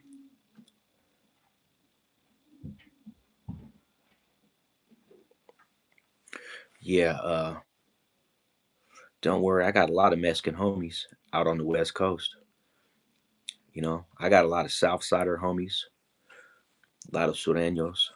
When I lived up north, I had a lot of Norteño homies. I got homies everywhere. I even had homies from Fresno, Bulldogs. Like, I've been around, so I got experience that you can't buy at Walmart. I got knowledge in my mind that you got to go through it to get it. You can't just wake up one day and just, you know, you know. Nico wants me to answer him, but I don't really know what he's saying.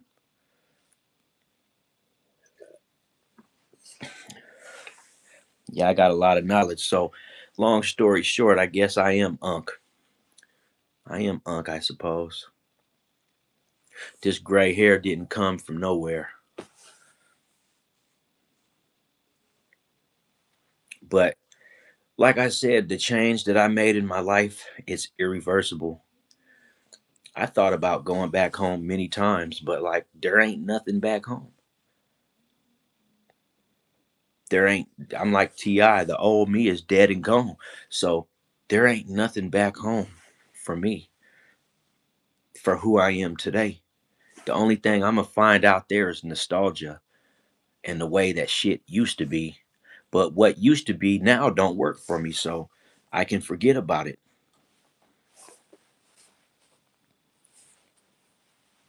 Oh yeah, well it ain't no different here, to be honest. Rent is going up everywhere.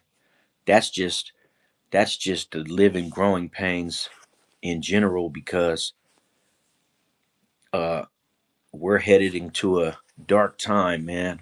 As soon as ICE and the military is done building their little forces, people are gonna see America change again, and not for the better. Hold on.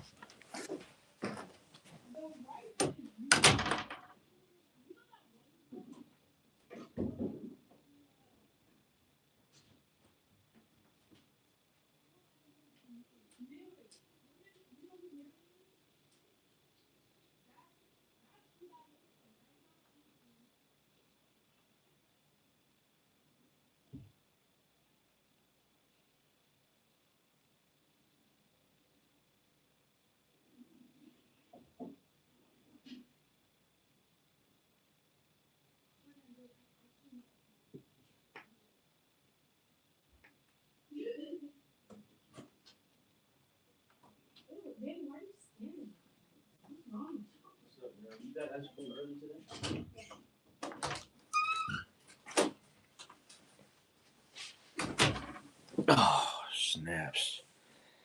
Kia ora. Yeah, what's going on, Moscow? Let me see. Did I get a dude might not even show up. Dude might just not show up. But even if he don't, it is what it is. I'm about to study this CDL class. Oh, Primo, what's going on, man? I ain't seen you in a minute. I'm about to do this CDL class. Or not the CDL class. I'm about to go study for the license. And I'm about to put every ounce of energy into passing the written test so I could go possibly do some training. I swear I'm finna go hard on this written test, man. I'm gonna read this book like it's the Bible. I'm gonna read it front to back to front, and then front to back again. Then I'm gonna go back through it and take a whole bunch of notes, and I'm gonna pass the test. I'm good at shit like that. Like as long as I take the steps, I'll pass it. Cause I gotta. As I get older, I gotta up my game and shit. I'm tired of these back breaking ass jobs that don't care about you and don't respect you. And a lot of times they wanna energy harvest off of employees. Not saying that the trucking industry ain't like that, because I heard the stories, but it'll give me a chance to get back out on the road and travel around, and it'd be more about the experience. The money is just a part of it. So, you know, I really wanna I really want to break into the trucking industry and make some money. But most importantly, I want to travel around and see different places before I get too damn old to do so. And that's another thing about Detroit, man. There's a lot of entrepreneurs in Detroit. See, people always tell you the bad side about Detroit, but you will rarely hear people telling you about the number of entrepreneurs that are just in Southeast Michigan. It ain't even in Detroit. It's just Michigan is a place where you can become independent and make enough money to live a decent life for yourself, where you know um, you can see the possibility here more than anywhere I've ever been before. Like living in Nevada, living in California, I didn't see the namaste. I didn't see the opportunities like that out there the way I see them here. Back home, honestly, all I ever seen was a lot of competition, racial competition, racial injustices. You know, unfair treatment. Unfair advantages and a lot of different shit, which it goes on everywhere, but like I was able to see it out there a lot. Man, I lived all over California, bro, but I grew up in Kern County in between Mojave, Lancaster, and Bakersfield area. That whole little stretch on both sides of the mountains in both valleys. In the Mojave Desert side and in the Kern Valley. I've been on both sides. Yeah, I never been to San Diego, man. I've been down to El Central. If you lived in San Diego, you probably know where El Central's at. That's the farthest south I ever been. That's like a few miles away from the Mexican border. And they got an immigration prison down there. And the only reason that I was down in El Central is because the lady I live with, her son worked at that immigration prison. And so did his girl. And I didn't like that lady. It was a lady, a white lady. She was a prison guard. And I didn't like her at all. I hated that lady. And she knew I hated her. And the only reason I hated her is because I knew she hated me. But no, I ain't Mexican. I just grew up around a lot of them, so I have definite Mexican ways, but I am not of Mexican descent. But I've been around Mexicans my entire life. I've had more Mexican friends than I've had black friends. No, it's about the same. because all my black friends also had Mexican friends. So when you grow up in Kern County, that's a very mixed area of United States where it's not super duper segregated like it is in Southern California, which, Bakersfield is Southern California, but it's a little bit more lax than, let's say, Los Angeles, you know. But you know what? I was in the youth authority, right? Primo. And when I was in the youth authority, my very first visit I ever went on, my Southsider homie let me wear his shoes. He let me wear his whole visiting outfit, you know. A Mexican dude named Sneaky from Little Valley 13. And he heard that I got a visit and he just immediately was like, "Hey man, you want to wear my stuff?" And I was like, "What you got?" Man, he had a fresh pair of white Nike Cortez, creased up Levi's, and a creased up button up shirt. Man, I went to the damn visit so fresh. You know what I'm saying? My Mexican homie. So I ain't never been racist, man. I've been in a lot of fights with Mexicans and Southsiders, but that's just growing up in California as a little street dude in general. You got to get your stripes out there or you can't run the streets.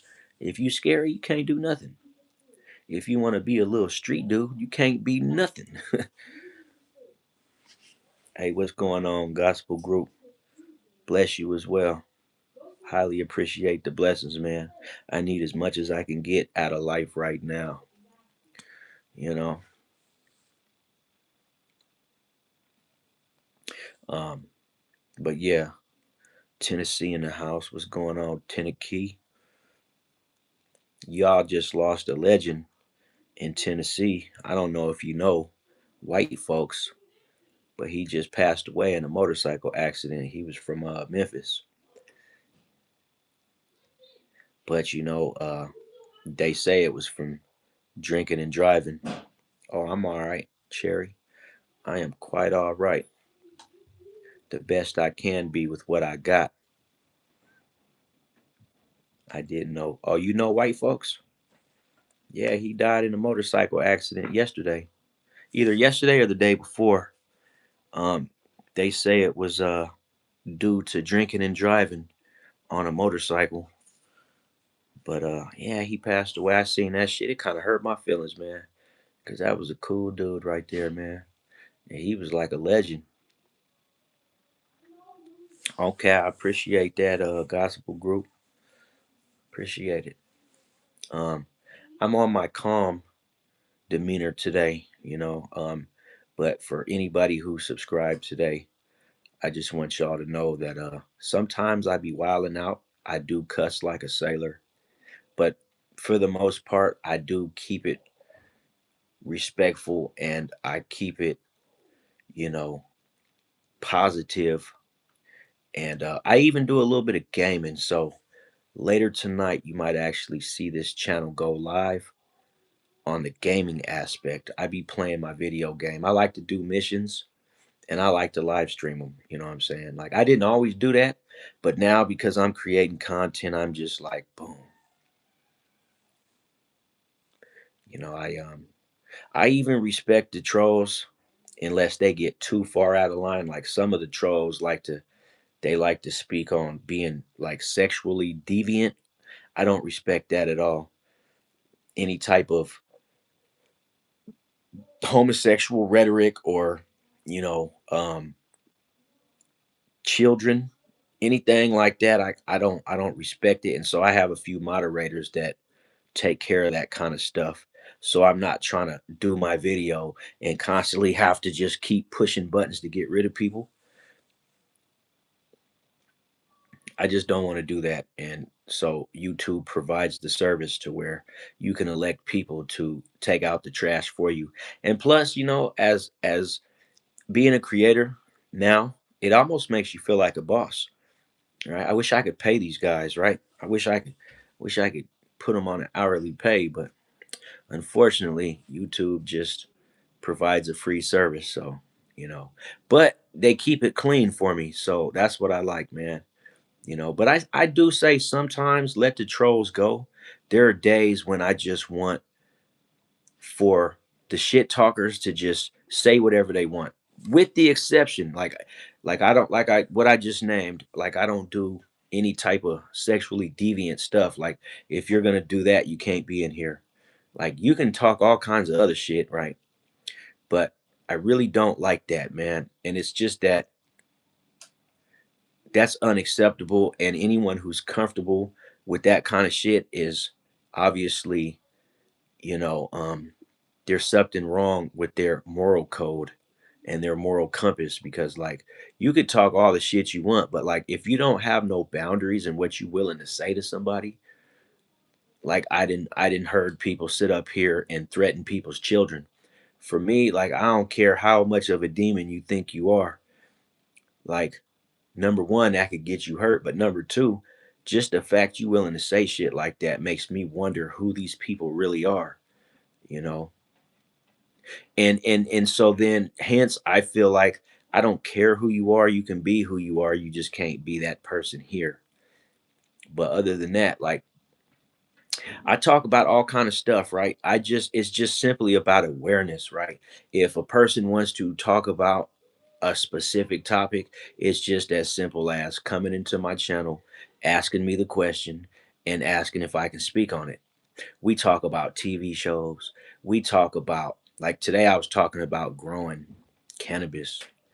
Um the other day I was talking about, you know, being a targeted individual, raising my kids, getting a job, how to successfully find resources and survive in today's modern world. It just depends, you know what I'm saying? You never crossed the line with somebody's children. That would make me go to zero to prison real quick. Yeah, no doubt. Like, no, I don't play with people's children. That's retarded.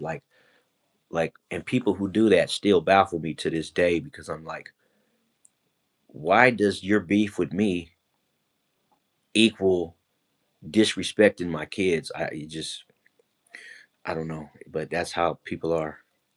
You know, they want to push the button, but those kind of people don't last long outside of their own keyboard and computer. They'll get by with that shit as long as they stay out the way. Oh, what's up, Minotaur? I see you back. Buttercup, just a quick recall. What is this live about? I'm just new. You came in at the right time, Buttercup. We ain't talking about anything. This live is about general information, whatever you want it to be about. Literally, you can ask a question, and that's what the live will become about. There is no set tone here for me. I leave an open mic so people can get insight on whatever they want insight on. Some channels ain't like that. They don't even pay attention to the comments. They just speak whatever they're speaking about. They'll acknowledge the commenters, but the commenters won't have any control over what gets spoken about. Me personally, I'm not running my page like that. I'm kind of more just like, whatever you want to know, man. As long as it's appropriate and it's respectful and you're serious about the question, then let's talk about it. You know what I'm saying? And anybody can learn from anything in here. Like if you want to talk about how hydraulics on a flatbed tow truck work, or how to successfully hook a trailer onto a big rig, that's what we're going to talk about. If you want to learn how to make perfect pancakes, that's what we're going to talk about. If you want to learn how to hang a door inside your house, that's what we're going to talk about. If you want to know what's the best way to pick up dog shit in your front yard, that's what we'll talk about. But what we won't be talking about is like robbing people, harming people, um, you know, doing any type of violent acts or gang related activity. Yeah, go with the flow. There you go. And another thing I noticed is I have so many regulars now that when I start a live sometimes and it actually populates to a respectable level, the chat sit up here and interact with each other. And I've sat here and watched people make friends with each other And so it's kind of just like a cool little space, almost like a real chat, but you can watch the guy on the screen too if you want. You know what I'm saying? So, just a cool little vibe that I try to create. But sometimes, like I said, sometimes I let the trolls get to me, and other times I just go live and be wilding out just about life and shit. So if you happen to catch that, at least you know I'm not, on this fake type of time, or I'm not, keeping it 100.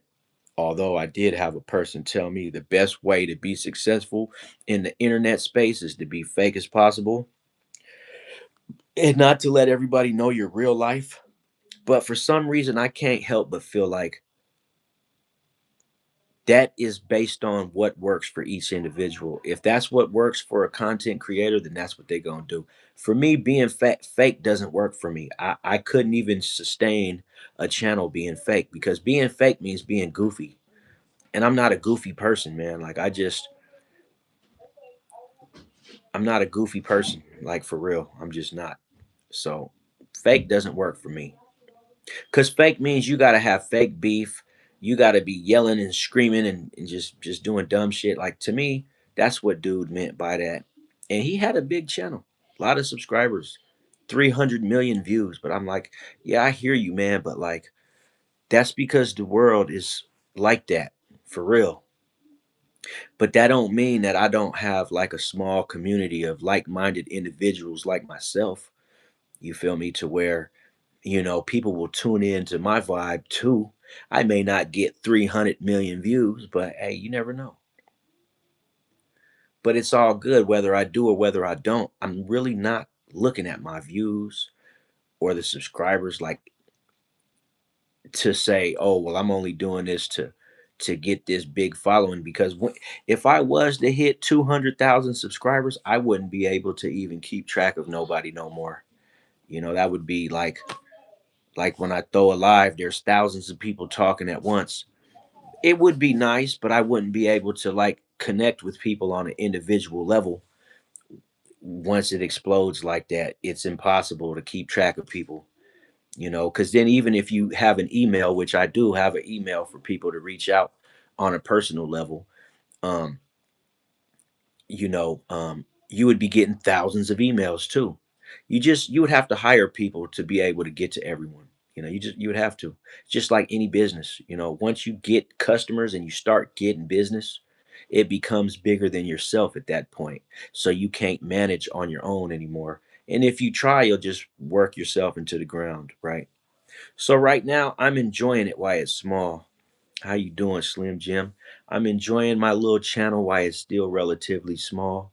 I don't really get a lot of big numbers when I do my chats.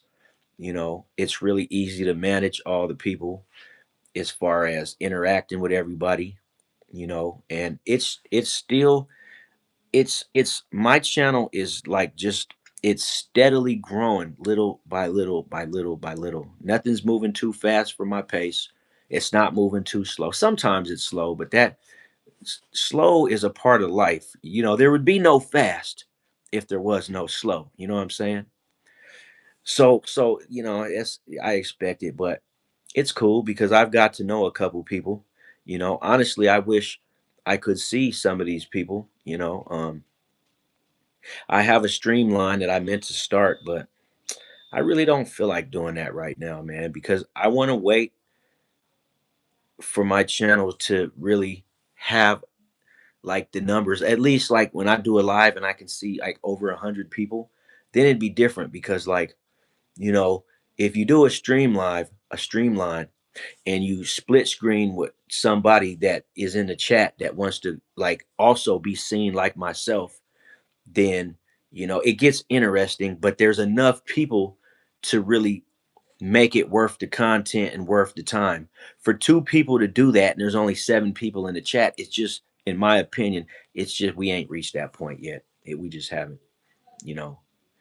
But like, if I was to start that, you know, um, you know, who you asking me to quit smoking cigarettes?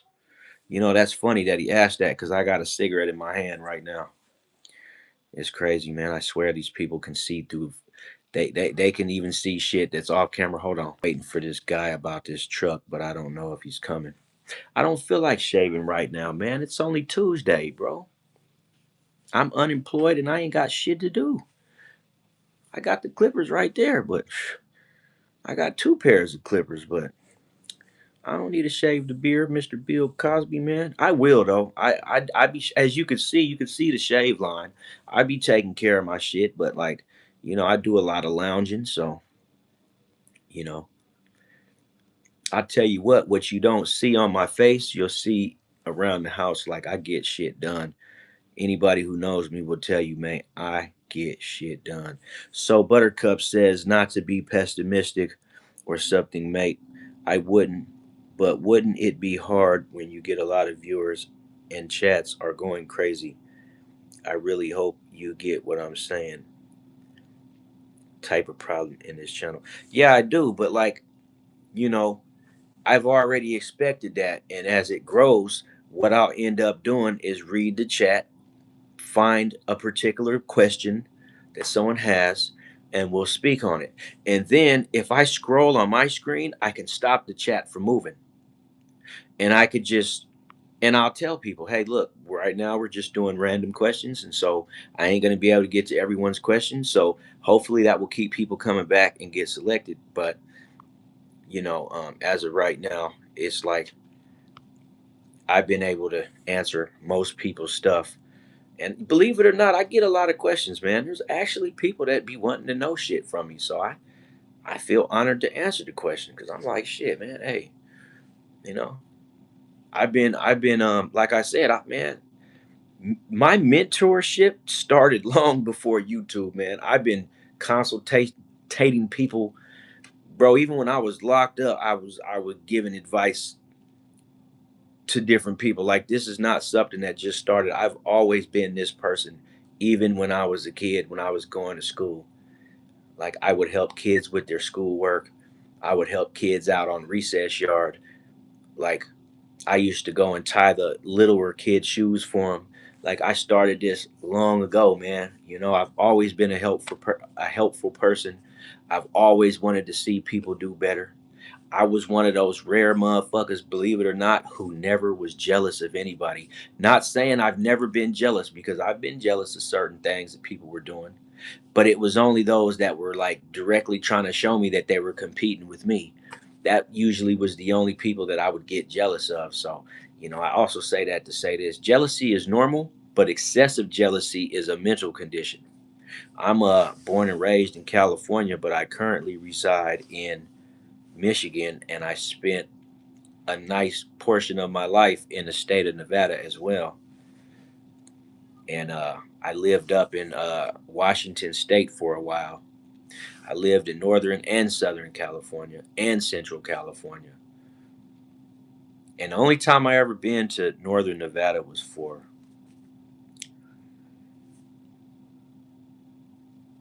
if nobody's asking anything, well then I have shit I talk about, man. Sometimes I go on a rant without even looking at the comments, and there's those times too. Like yesterday, man, I wasn't doing a whole lot of answering questions.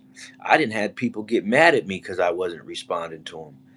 Because I don't like, sometimes I'll get online to speak on some shit that I feel I need to speak on, and I ain't gonna let nobody distract me from what I'm trying to talk about.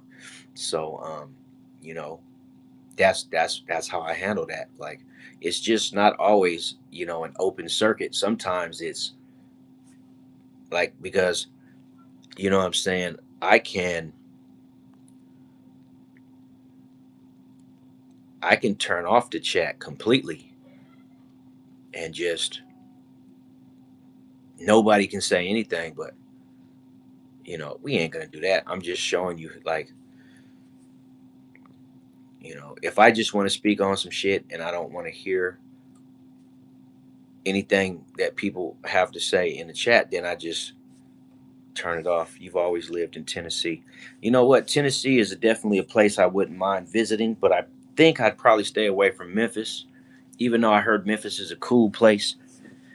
where I'm at is not all that different than Memphis, right? But it's still a place I would like to, because all the Memphis barbecue they talk about, I'm like, bro, what if I went and bought some actual barbecue in Memphis, right? That'll be a whole different type of vibe, and instead of like, you go get the Memphis barbecue or the barbecue sauce. I have a question. What is drill? Is that a form of rap? Yeah, drill rap is a form of rap. I'm damn near barely familiar with drill rap myself because I don't listen to that.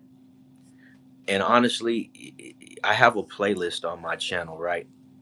And if you go to my playlist, you'll know exactly what kind of stuff I like. So feel free to do so. If you're not subscribed, you can subscribe. You don't necessarily need to subscribe to look at my playlist. But if you were to go to the channel and check out all the videos and then you scroll down a little bit farther, you come across the playlist. And, a lot of people don't even listen to the kind of shit I listen to. I like beats, right? I like just beats with no lyrics. So I deal with a lot of producers and a lot of, like I have raps, don't get me wrong. There's lots of raps on my playlist, but there's also a whole lot more beats, like lots and lots of beats. But I am hugely influenced by the California rap scene. So, all the way from the early 90s up until now. So, like, the other thing, a huge influence is for me is underground. Underground. I know who Black Sabbath is. You're speaking my mom's language now. I don't listen to heavy metal music. I don't knock it because I my mom listened to all that shit. That was one of her favorite albums, is or the her favorite groups was Black Sabbath. My mom was white, man. We grew up around a lot of skinheads, bro, in California. We lived in a town where there was a lot of skinhead activity. So, like, I know all about the most whitest kind of music you can listen to, from country western to metal to just regular alternative to just like, not even to sound racist, but I'm saying I grew up in a very racist environment. And with a white mother, I got to see both sides of it. Because if she'll put on Black Sabbath, but then she'll turn around and put on some Pink Floyd or some damn Ice Cube or Easy E or Metallica or you know, um, even some Led Zeppelin. Now my grandmother, she was Frank Sinatra.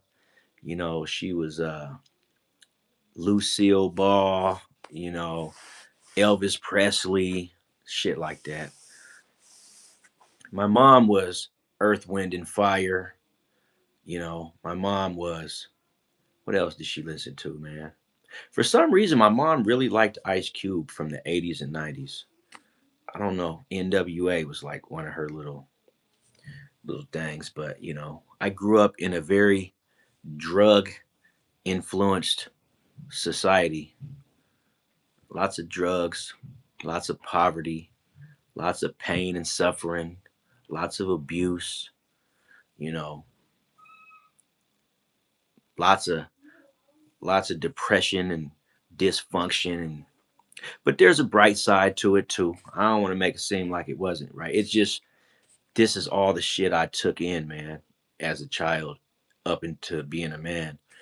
And I also grew up in a part of the world where the California government likes to use their little shadow government employees to go out there and track people's lives and do illegal studies on people and make people's lives a living hell and use people for sacrifices and just do all this bullshit, right? I came from a really shitty part of California, man. Like, I really did, man. You know, and my family were kind of the same. And honestly, my mother was a victim of her own type of abuse. And as I said before, we left California because the police shot our house up. for an invalid reason. But you know, for the cops, everything is valid. Even an invalid reason is a valid reason for the police department, because they gonna make themselves right even when everybody knows they're wrong. They're still gonna make themselves right, and that's what happened. So that was one of the reasons we left. I'm not gonna say that's the only reason, but that's one of the reasons that we ultimately left California, was that it's just too much bullshit going on out there, man. Just too much bullshit, man. You know. And so, you know, and now, I still got people that I grew up with back home, but a lot of shit's changed in my life. And like I said, it's irreversible changes. Things will never be the same again. The people that I used to know as a child, they're not the same people as an adult. They're different. A lot of people changed, and a lot of the a lot of the shit, hold on.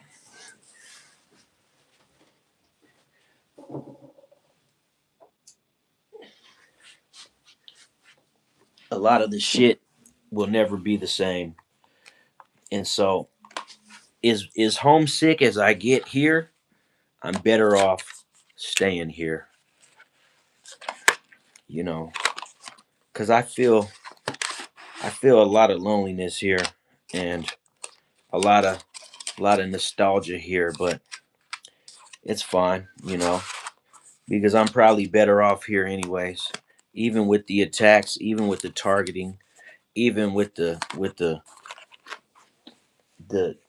satanic type of activity that's around me, the cult like behavior, the secret society shit, even with all that shit, I'm still probably better off here. That's why I never left.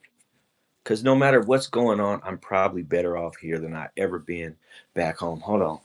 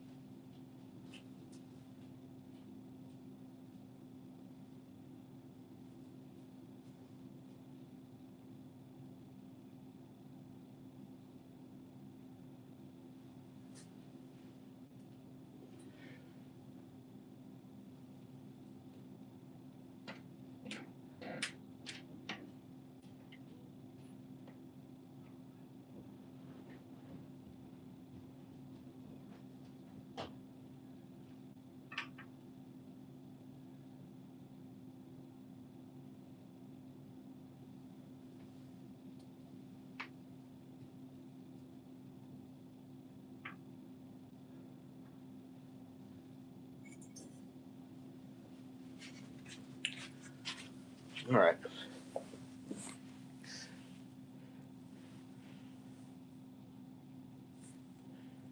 What's up? What's up, rats? Radix.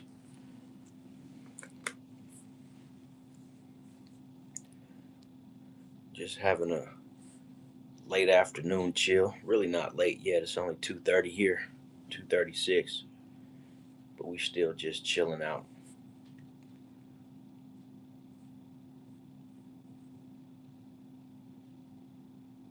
LeBron James. Let me find out that's the real LeBron coming to visit little old me.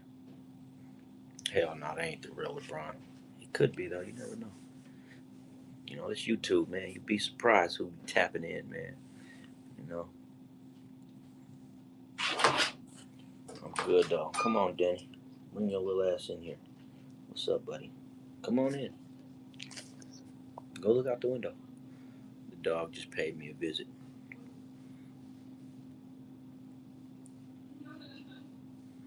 I kind of sound like Snoop. Shout out to Snoop Dogg, man. That's somebody I always wanted to meet. Come on, you can't stand in the doorway, bro. There you go. Come get you some fresh air. I kind of sound like Snoop. I don't know. I never thought I sound like Snoop. I've been to his neighborhood before, though. I've been to the 20s. You know, the 20s.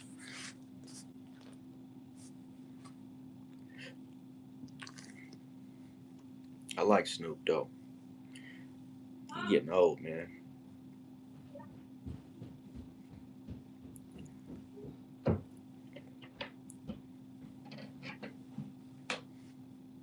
That's a negative, Steven. That's the best question you got for me? I'm I am black, but I'm mixed though. I'm black and white and Indian. Definitely got some Indian heritage, Native American heritage.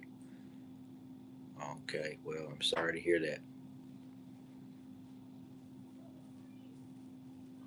I don't know who J.K. Simmons is. Well, if that's how you feel, Indiana, then why would you continue to have a conversation with someone that you don't like? I guess it's freedom of speech. It's all good. I don't mind. You have the right. Make sure you like and subscribe, bro. I got 16 likes. I would like to get to at least 20. But if you having a problem with me, then it's better if you just exit the same way you entered. Oh, you're doing a social experiment, no doubt about it. I don't really know social experiments, but you know, um, I won't be answering any of your questions because you're clearly a disrespectful individual. So I can't. I mean, it sounds to me like you judge me without knowing me. That's all. I mean, the way that you come off, would you be surprised if someone judged you for that? These social experiments are out of hand, bro. These social experiments people conduct. Like, here, let me spit on your face and see if you'll punch me in the mouth. And if you do, oh my God, you're wrong. Okay, what a social experiment you're conducting.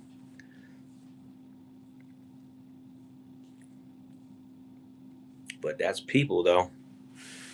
All colors of the rainbow. No, it's all good, man. One thing I can say about life is a lot of the time the trash will take itself out.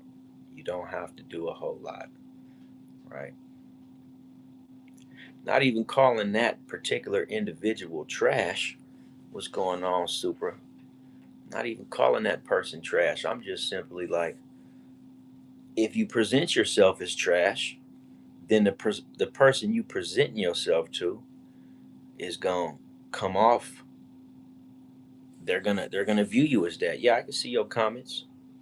Absolutely. Yes, I can. Shuffle shorts. I don't know why, but my other channel comments weren't seen by you. Oh, I don't know why. I have, you know what? I have the option on that a lot of comments get filtered through review. but I turned them off and turned them back on. So maybe I can see them now. But I typically see questions that get held in review and they get hidden, which is weird because when I click on them, they're not even bad questions. And I get that a lot. Maybe I should turn that option off, but I can't do it right now. I got to go into my settings. What you know about the Bears? I'm bullish, to be honest. Oh, you talking about football? Excuse me, but I'm still bullish. But yeah. So what? You a big channel super or what? I like to. I get visits from bigger channels frequently, but I've only checked a few of them. Oh, shuffle shorts. No, I didn't, man. And I'm gonna tell you why. My internet went down, and I just got back online earlier. That's my excuse for today. And that is an honest, truthful response. My internet was down for at least 12 hours. And I could have used my mobile data, but I was so bummed out about the internet being down. I wasn't even on my phone. I went to sleep earlier. But I did ask about the artists, you know. I definitely asked about them, but I haven't got around to it because I haven't been listening to any music, not even my own. I kind of been busy. I got a whole room I got to clear out. So there's just shit I've been doing. Yesterday, I don't know. I swear I meant to do it, man, but like it got late and then the internet went off, and then I just took a walk. And by the time I got back, I went straight to sleep. Yeah. Well, you know what? I haven't been listening to a lot of music lately, man. Maybe I should get back to that because I got a whole playlist that I used to bump in my car all the time. You know what I'm saying? And I can still go bumping in my truck, but just I can't drive anywhere listening to it right now. As a matter of fact, speaking of the truck, I got a guy that's supposed to be coming some point today to buy this truck off of me, but I haven't seen him hit me up yet, so I don't know if he's gonna show up or not. It was two people that were supposed to come look at it, but both of them didn't show up. But the other guy, he hit me up the other day and said he was gonna come anyways. But I was like, bro, if you ask me for the address, that's that's bad business. If it just in my personal opinion, if you're to the point where you're asking for the address to come see the truck, then that's what you should do. And if you don't do that, then why did you ask for the address? You know what I'm saying? So I didn't respond back to the first guy. The second guy, I actually turned him down for the price that he offered. But then I thought about it, so I hit him up today and he got back at me. So, you know, oh, hell yeah. You know what? Super, check this out. I'm about to study for the CDL driver's license. I'm about to study. So, um, you can go to the DMV website here in Michigan. You can it's called the Secretary of State, but like you can still go to their website and you can download the CDL written test form. You can download it and then you got to read it. Me personally, I rather have the actual physical book because reading that much material on my little phone screen is gonna be. Yeah, I know you from Germany. I know I got you locked in. So this must be this is a you got a different profile. Hey bro, how many profiles you got, man? I got two. I don't use my other one because I'm keeping it on the back burner because I'm considering making another channel along with this one. so I won't be revealing the name of it. But I do have another one, and it's already set up and ready to go.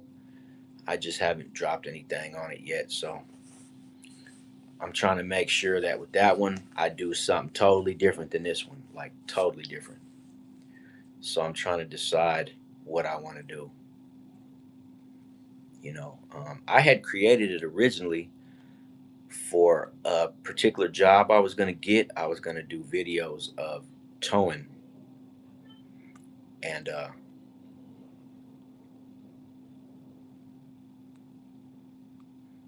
okay. Well, I'm at 19 right now. I would like to see one more just to get. There you go. Got the 20-piece McNugget. I've been waiting on that 20 piece for 146 minutes. It's hard to get likes on my channel, man. It's hard. I mean, I got a lot of likes. I'm approaching 4,000 for the lifetime of my channel, which is cool. I got almost 4,000. But not being monetized doesn't really count towards nothing. You don't really benefit for the likes and the views or anything until your channel's monetized. But I'm about to hit 150,000 views, which at first, when I first started, I thought that was cool, but now it's kind of like not being monetized really don't. Even if I were to get a million, it really, which I know I'm gonna go to a million because I'm gonna keep making content, right? And as long as I make content, people are gonna view it. So I'll get my little million views, but it really doesn't do anything until you're monetized. And honestly, I think you can get monetized off of views, but you got to hit 10 million. I don't think I'm gonna get 10 million views, but I could. I wish the right person would come along, come across my channel, and really take it to the next level. But let me read this comment real quick. It says, "Well, I used to be passionate about making monages for a game, but then they changed the game, and I quit. Also because of school." Yeah, I see. There's a lot of gamers out there, man. A lot of people try to capitalize off of gaming, but gaming channels are too saturated, man. There's a lot of gaming channels, and so it's just so many. I don't even do it for the views. I just like to live stream my gaming so people can see some of the stuff I do on my free time when I'm. Hold on, hold on. I almost thought that was dude. Yeah, I kind of just game on my free time, and because I do gaming, I only play one game. Because if I was to play my other game, that would be embarrassing. Because I play Call of Duty, but no, I ain't streaming that shit. Because I am not good at Call of Duty at all. Not a real gamer. I just play games, but that don't mean I'm good at it.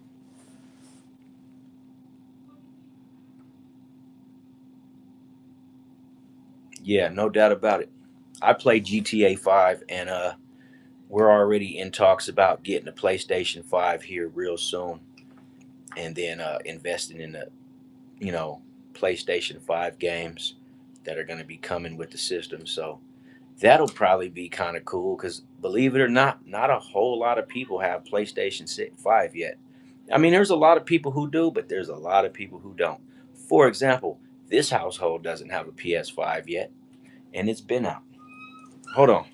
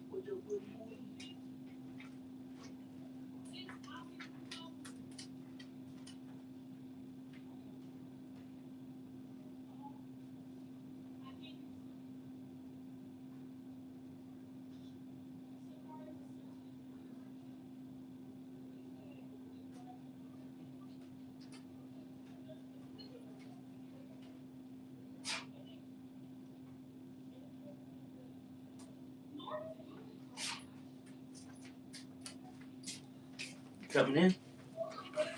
Coming in? Hey, so look, I got my headphones in the mail yesterday, right? These are the headphones I got for my gaming, bro. I got these right here. These were supposed to be the top rated ones on Amazon, right? They ain't the best in the world, but they'll work for me, right?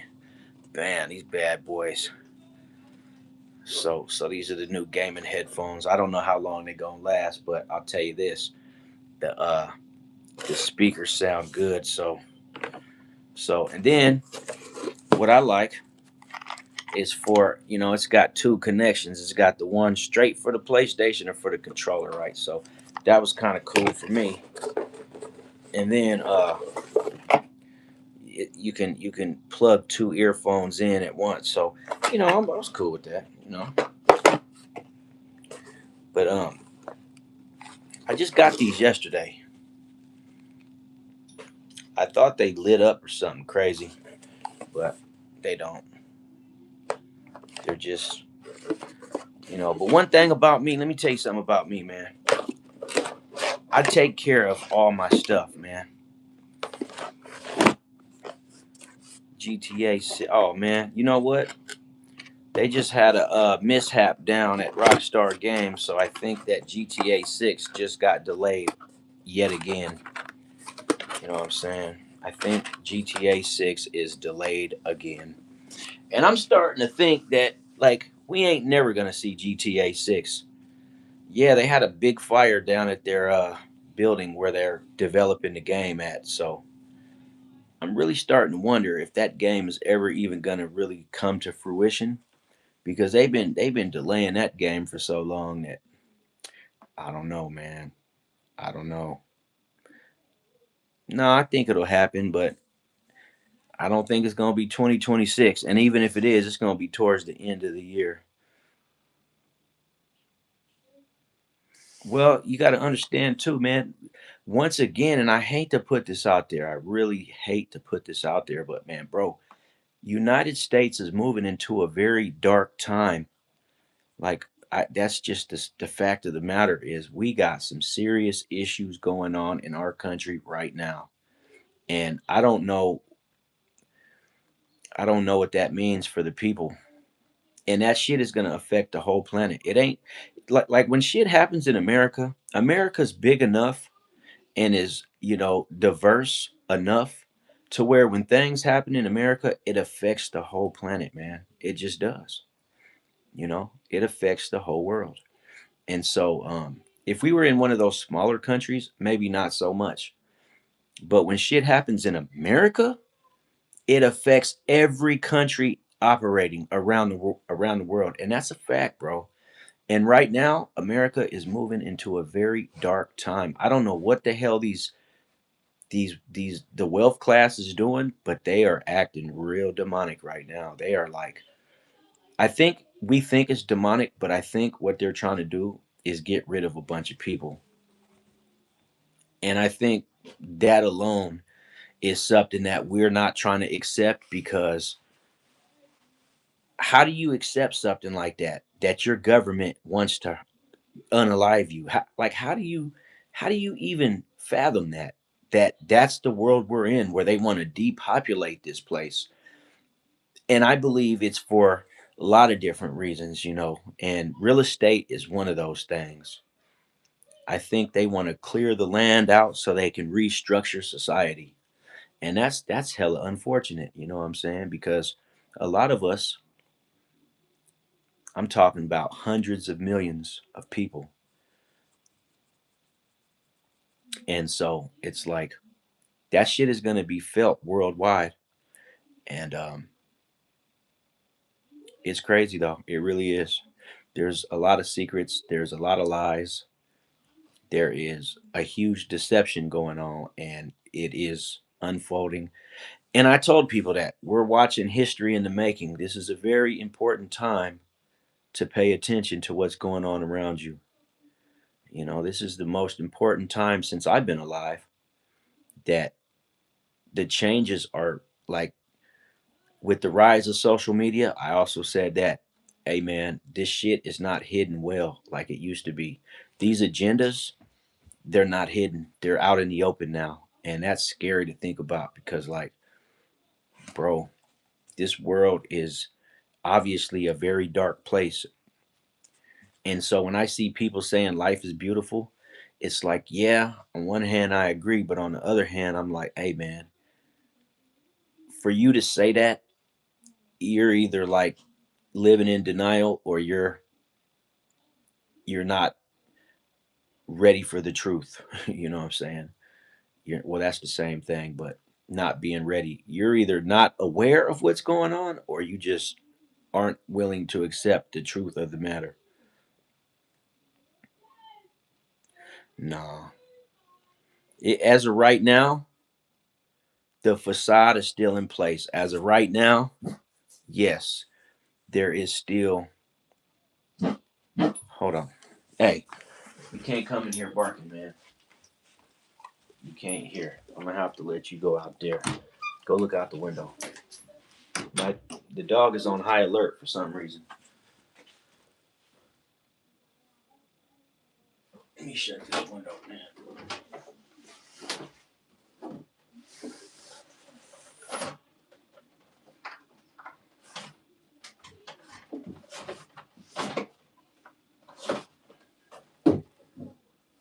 Shit.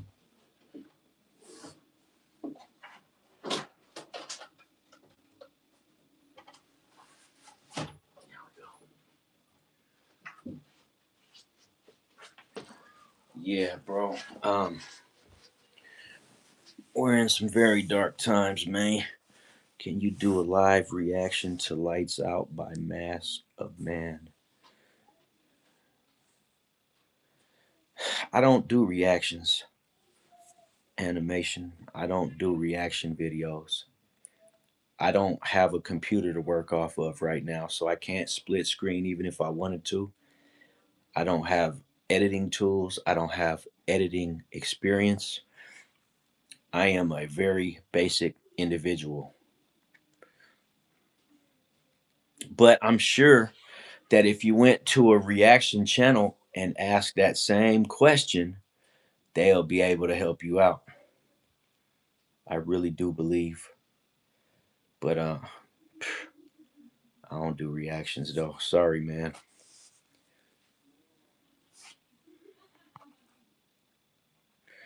I don't know, man, but I could tell you living in Europe is pretty much awesome.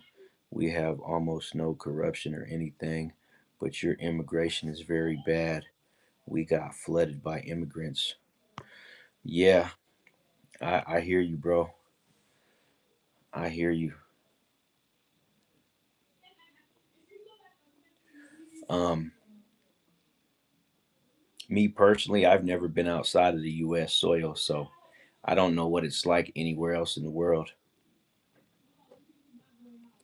All I have is the news media. Let me tell you something Denzel Washington said, right? And I'm going to turn this into a short. Denzel Washington said, if you don't watch the news, you're uninformed. But if you do watch the news, you're misinformed. So basically, you're damned if you do and you're damned if you don't. Ain't that something? That is a trip.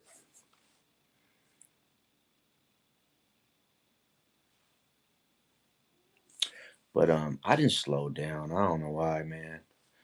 I don't even know if people go back and watch these lives because I got so many of them. I can't possibly imagine. And then I got lives that go on for 5 hours straight. Like for example, this one right here is about to be at 2 hours and 40 minutes. So no, yeah, 2 hours and 40 minutes. So um, it's 3 o'clock. Dude, probably not gonna show up today, but that's fine. Even if he don't, I really don't care. I got everything ready. I got the title and the keys out. Only thing I really need to do is put this box of parts into the truck. I also find it shocking that cops have to do 22 weeks of training to become a cop, while in Europe you need at least 3 years. Yeah, that's because United States is a place where they want total control over every citizen, and that's just reality. Total control, bro. They like we're so what I believe about America is we're coming into a space and time where you're not going to be able to live freely like you used to be able to here in America. Well, I say that as free as the illusion allows you to feel. They're going to take the illusion away and just unveil, pull back the curtain and show everybody that not only have you never had real freedom, but now we're going to show you. So it's like right when you think life could get better, it actually takes a turn for the worst. It's like I'm sick of this life, but I'm going to keep living it.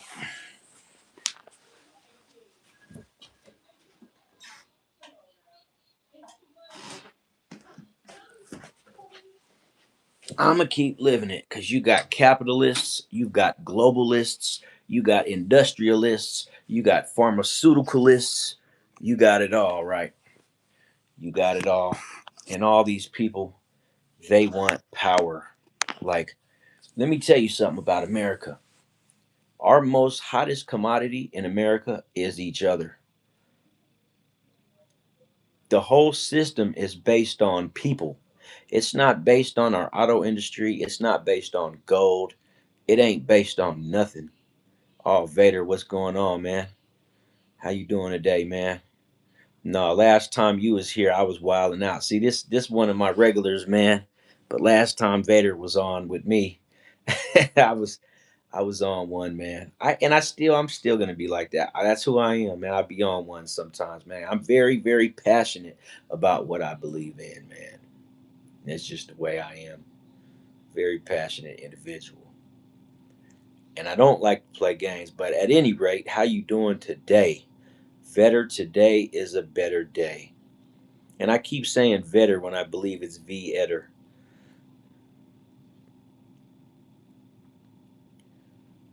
Today is a better day for me. Oh wow, that ain't good. Shit, this phone that I'm on, I've had this phone since this phone is 6 years old. And I've never cracked the screen, but I've had a phone protector on it the whole time. I got this iPhone 12 Pro when iPhone 12 first dropped. I felt so proud of myself. I paid a hundred and no, I paid $1,200 cash at the cell phone store. I handed that man $1,200 in all $20 bills to get this phone right here. Now it ain't even worth 300 bucks. Yeah, this is the 12 Pro. I wasn't able to get the Pro Max, but it's only because they didn't have one in stock. So I had no choice but to just get the 12 Pro. Serene Soul, maybe. I don't know much about Mega. I don't I don't even know why anybody focuses on politics still. It's like no matter how intelligent we become, people still waste their time with idiocracy. Like politics aren't real. They're just simply not real. There is nothing about the political game that's real, but yet people still waste their time on it.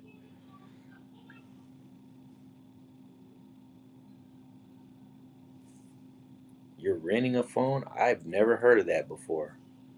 Renting a phone. Damn, that must be serious business, man. I didn't know you could rent phones. That's crazy. But you know what? I guess if um if they put the SIM card of your broken phone into your new phone, then you can have all the functions and the information connected to your phone that's getting fixed.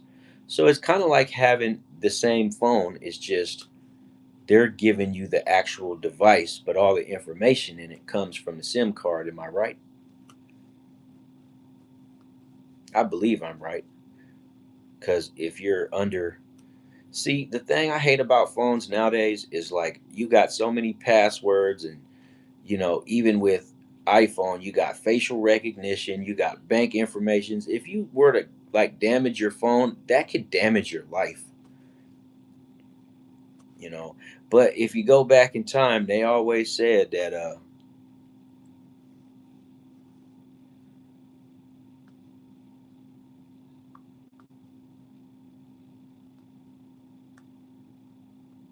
okay, I appreciate that, Black Masked. Appreciate that very much, man. Make sure you like and subscribe on the channel, man. You know, if you don't want to subscribe, at least shoot me a like or something, man. I'm still stuck on that question. How do you manage to remotivate or discipline yourself more to going with your YouTube channel, for example, with some other stuff? I don't know, man. Really, it's some supernatural shit, bro.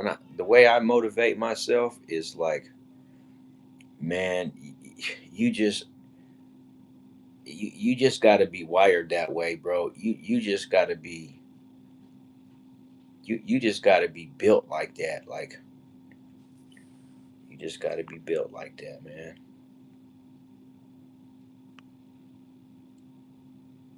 It's really the only way I can explain it, man. Is there ain't no right way to live life. There ain't no roadmap to this shit, man. Man, listen, I can't show you the plan. You gotta know me. And then even if you knew me and you knew all the things that I went through to become who I am today, you you if you were to go through the same exact things, doesn't mean that you would end up built tough because a lot of things in life is gonna make or break people, man.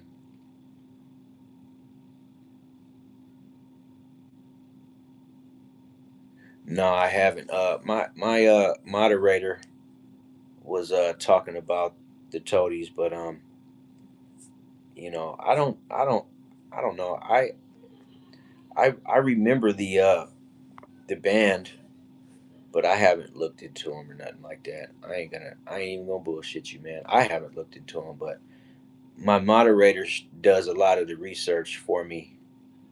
That's a good person. Let me read this comment real quick. Do you think everyone suffers through some level of depression? Also, I am out of it. I was clinically depressed, but I but anyways, I also wait, but anyways, also, do you think karma is real? Like someone intentionally does bad to you? Yeah, I believe karma is real. I believe so. I also believe that you anything most things are reversible, man. Depression, and I've had this conversation with someone else, man. Depression is a choice. You can choose to stay depressed. You may get depressed, but you could choose to stay in that energy, man. But you don't have to stay in that energy, you know what I'm saying? It's a choice that you make. Some people feel like it's not a choice. And I don't want to argue with those people because through my standpoint, I've been depressed and I chose not to stay in that energy. Some people are vindictive and hold grudges. They choose to stay in that energy. I could have been vindictive and grudgeful.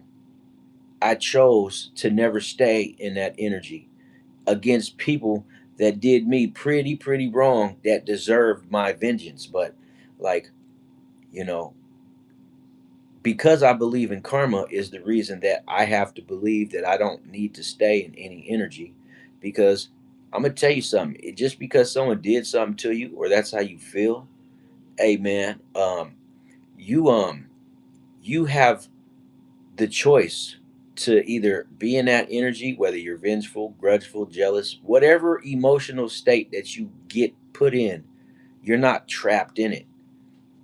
It's just that your mind is telling you that you're trapped. But just the same way as your mind's telling you that you're trapped, some people is the same way that their mind's telling them, like mine, you're not trapped. My mind has been in places where I knew I was trapped, but my mind said I wasn't. And love, you said it best. Everything is temporary, and that's something you need to always remember, people. Is that life itself is temporary. So if life itself is temporary, then if you don't find yourself doing a life sentence inside of a prison cell, then then it's temporary. But even a life sentence in a prison cell is temporary. And you know how I know? Because that's why they give you the sentence of life. Once your life is over, the confinement is over. And since life is so temporary, that means the confinement is temporary.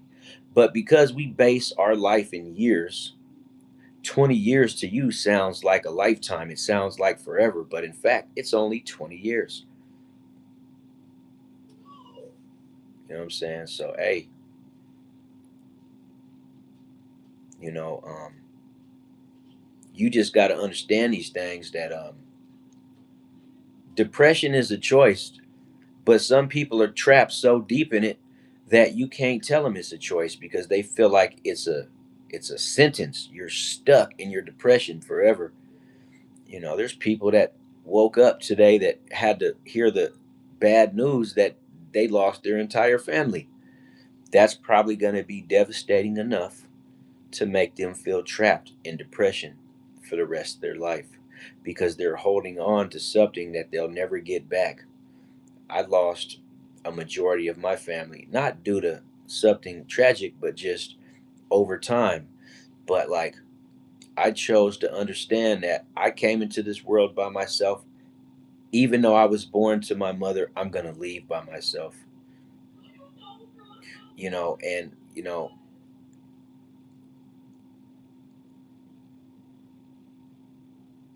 okay, will you take it easy, super? I will, man. Just, I promise I will, bro. Just give me some time, man. I just got to get to it and stop BSing, but I will.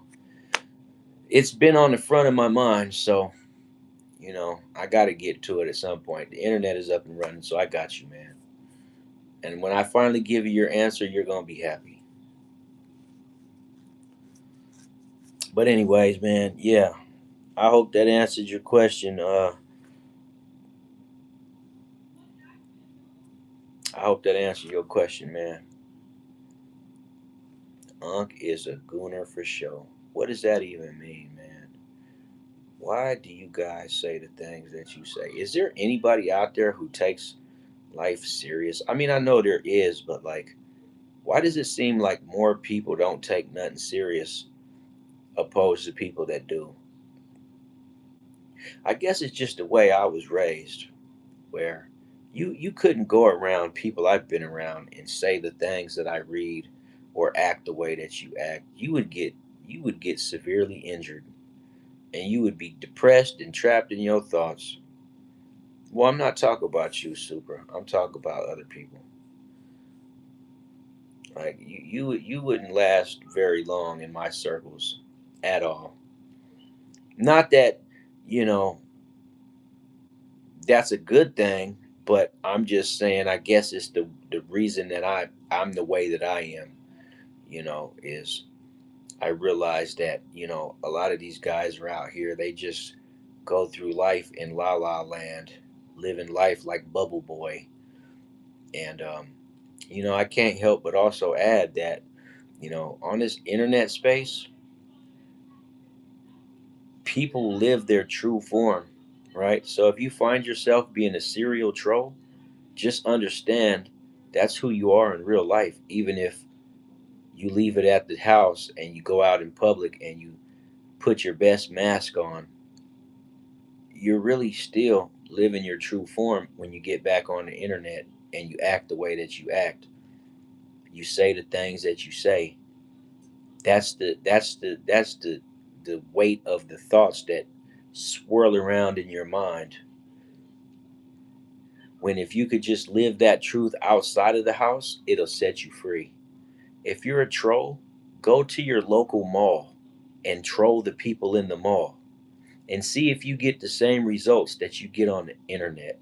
I think you would come to find you would get a very humbling experience.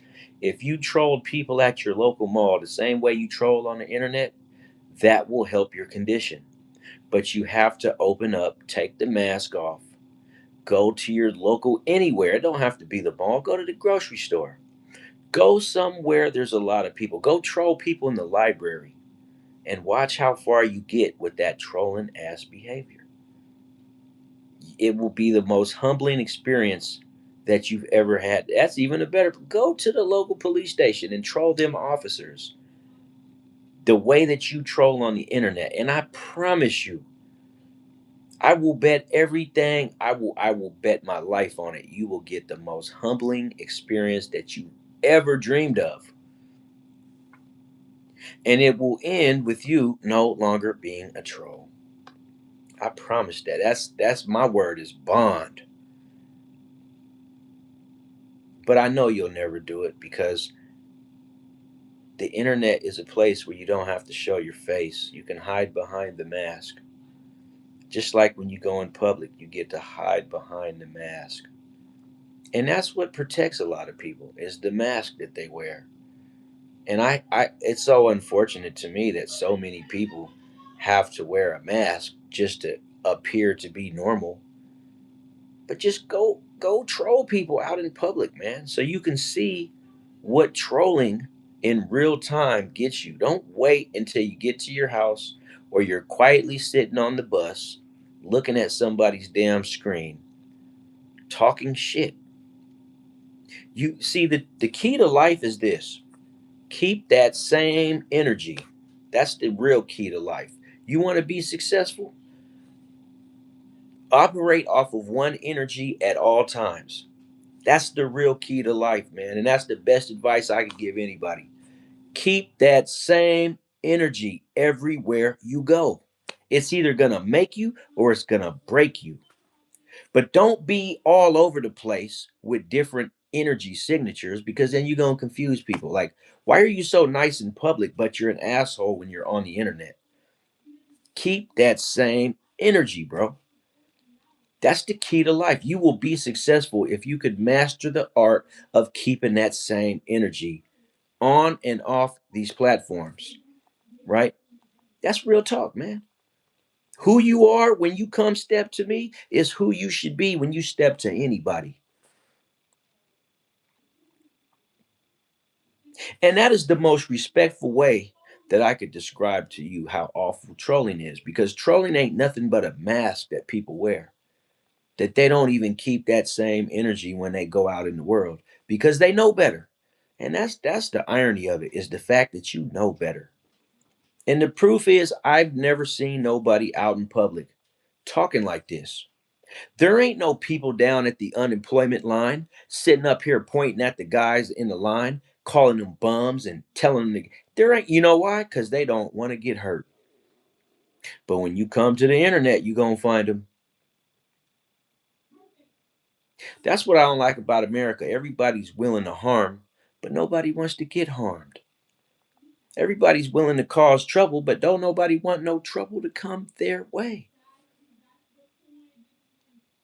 I think some people are handicapped and don't even know it.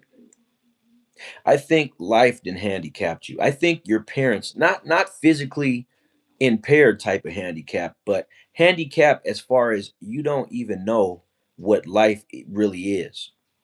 You have no idea. You've been sheltered from the storms that life can really bring to you. You got protections that make you feel like you got some kind of immunity or impunity or whatever you want to call it, but that ain't the case, man. And you will find out quick if you simply keep that same energy, bro. That's all you got to do. Keep the same exact energy, man. You know what I'm saying? And the problem with a lot of you cats is you don't even have the guts. You don't have the balls. You don't have the goal. You don't have the gumption. You don't have the audacity to keep that same energy. You don't. Me, I keep the same energy, bro. You better ask somebody. I'm the same person off this camera as I am on them streets. That's why I ain't afraid to show my face to the entire world. I ain't afraid of anything. Only thing I'm afraid of is God and probably some trigger happy police. That's about it. And I ain't even really afraid of them because I know how to respect them. I operate off of respect 99% of the time, right?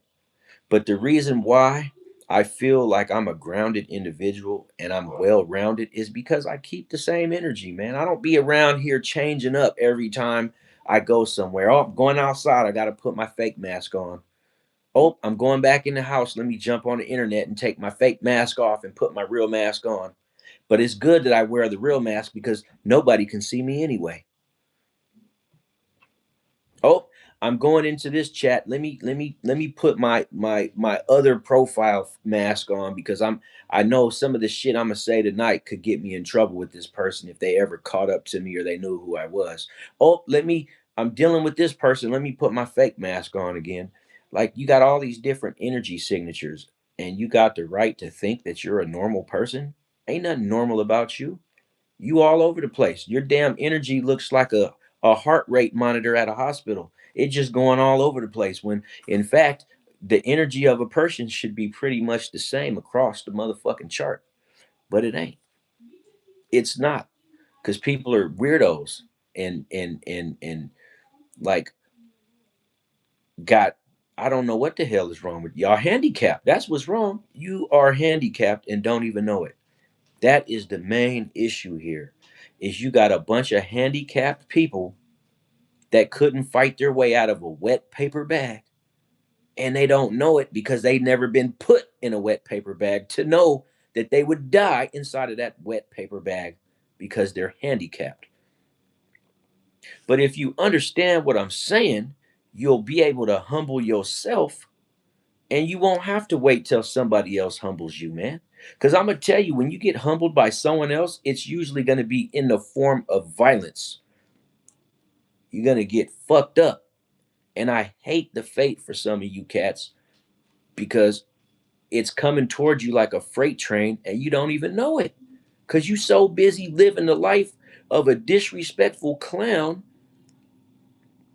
and you hide it well. And if you know, then you know. Those who I'm referring to are the people that talk all the shit, right? That just won't stop at all. They feel like they have an obligation to keep shit going. Like they don't have it in them to understand what anybody tells them. It's just impossible. It's just simply impossible, you know. But I'm telling you, and you need to take heed to this. You don't want to end up getting humbled by somebody. It's probably better if you learn how to humble yourself cuz you ain't going to beat yourself up, but somebody else will hurt you, man, for some of the shit you guys say. Words, they say talk is cheap. But from what I found, words can prove to be very expensive, man. Words are not cheap. It just depends on the energy you speaking them in, right? I'm not finna do nothing to you. And as a matter of fact, everything I'm telling you is for entertainment purposes only. Take what I say with a grain of salt. But you know what I'm saying. You know ain't nobody playing. You know that your frequency is all over the place and you ain't even cut out for life for real. Cause you too busy trying to figure out what mask you gotta put on, depending on where you go.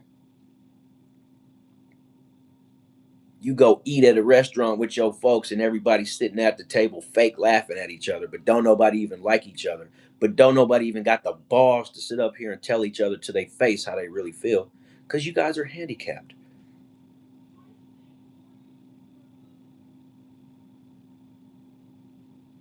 And that's okay, man. For me, it's okay. For you, it's not. because I keep the same energy, man, in and out the house, on and off the internet. But that's just me. It's just a personal preference of mine. I like to be the same person everywhere I go.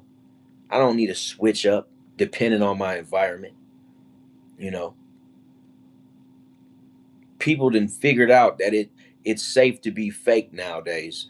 It is okay to be phony and fake.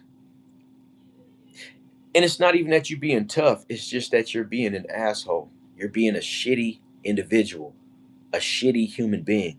And somehow, in your mind, that translates as you're being who you want to be. But my question to you is, how is your true form showing up as you being a shitty human being and you're okay with that? Is that what the world is coming to? That people are simply resigned to the fact that it's okay that I'm a shitty individual? Well, let me tell you why your thinking is flawed and it's wrong. Because if you thought it was okay, you would keep that same energy on and off the internet. You would. You would go stand in the unemployment line and troll them people. If you felt like what you was doing and saying was okay, you would go down to the local homeless shelter and you'll approach anybody on that property and call them a bum. If you thought the shit you say and the shit you be on is okay and fine, you would keep that energy because you wouldn't know the difference between what's right and what's wrong. But you're handicapped. So you do know. You're making a conscious choice. And I hate the reality that some of you guys will be getting humbled soon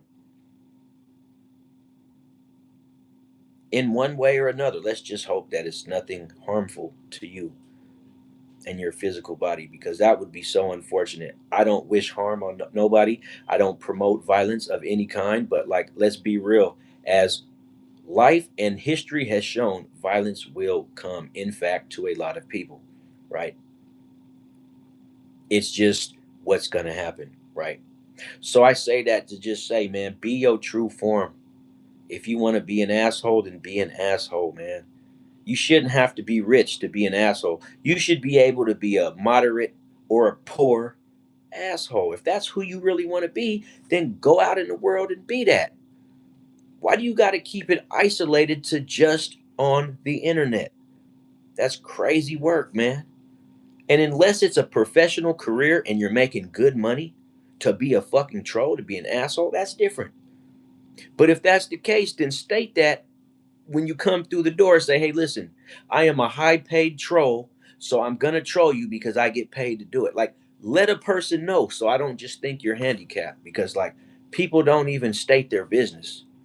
You know, they're just using all these different energy signatures to show up in the world. And I don't think God likes that. I don't think God likes how you just put on a mask to fit the situation anytime you feel ready to. And I don't even see how the people that you were around, I don't even see how they authorize some shit like for you to just wear a mask. Do your people even know that you get on the internet and talk this type of shit? And if so, who are your people? And how is your whole immediate circle like that? Like, yeah, I got a million questions, man. I got so many questions, bro, because, like, maybe it's just me, man. I was raised in a different type of environment where shit could get very serious very quickly. And it's just like we rather just respect each other. We rather just respect each other because if we do, we don't have to go through the trouble of any physical harm. Because let's be, don't nobody want to get hurt. Nobody wants to get hurt, man. Nobody voluntarily wants to get hurt. Like, there's a very small percentage, probably true enough, that do want to just go out there and get hurt. But for most people that aren't handicapped and know how shit goes, they don't want to go through that. They are at a very, very awareness, a very aware understanding that I don't want to get hurt, man. Not only that, I'd rather show up the same to everybody so you know what you're getting into if you deal with me, right? But I don't see why there's so many people that don't live according to that, man. Like, you meet these motherfuckers nowadays and you don't even know who you're dealing with because they wear so many masks that, like, you don't even know the true person. You don't even know the real individual. You see this guy, he's laughing, he's joking, he's being all nice, but you don't know nothing about his internet activity. This dude is a fucking this dude is a rotten monster from the core to the outside of himself, like just completely just rotting like a corpse. Straight dark demonic devil, deviant piece of shit pussy. But when they turn the internet off, they turn into a totally different person. I don't get it. That's weird to me. What's up, CC Motion? I'm good, man. I'm all right, man. I'm waiting for this. I'm supposed to be waiting for an individual to show up so I can do this deal with this truck, but I don't know if they're coming today. So, I was supposed to be streaming until that time came, but here we are 200 minutes later. Man, I thought I was only going to be streaming for an hour and a half today, but nope.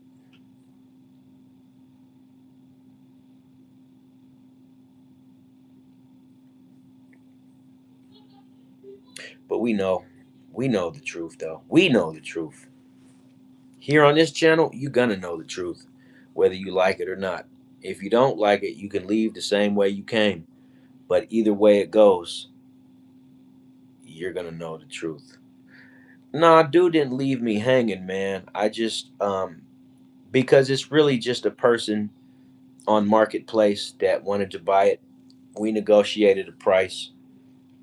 It was a little bit under what I wanted to do, but it's still decent compared to other offers I got. So I was willing to go ahead and take this guy up. But I don't know, man. He said he was gonna have to show up alone by himself. So, I'm gonna have to just see. I'm waiting to get hit up. He might not come till 5, but you know, um, I'm not in no rush. I ain't in no rush. I just negotiated for something to happen for today, and I'm starting to think that it won't happen today. So, if even if it don't, like I said, it's no big deal. I ain't in no immediate rush for anything to happen.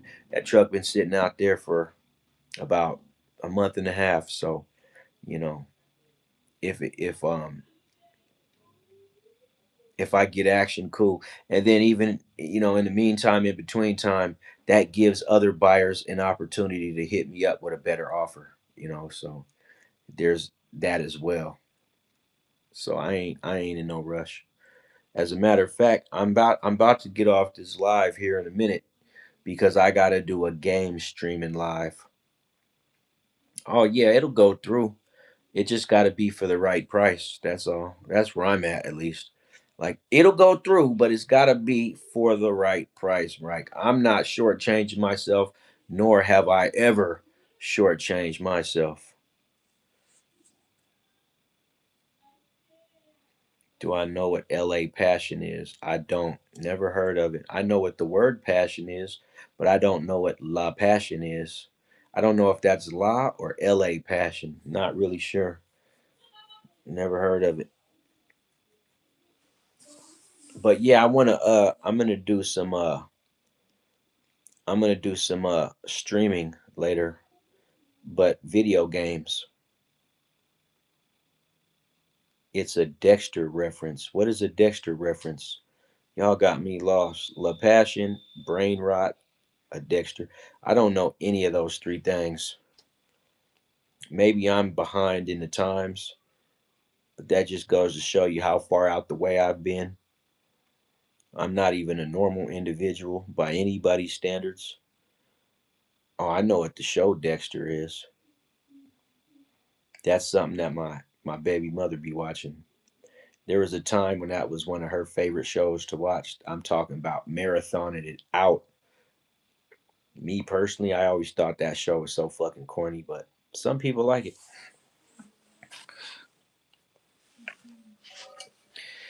It was corny. You know what? I need to get me a Dr. Pepper, bro. I've been drinking water. But it's time for the percolator.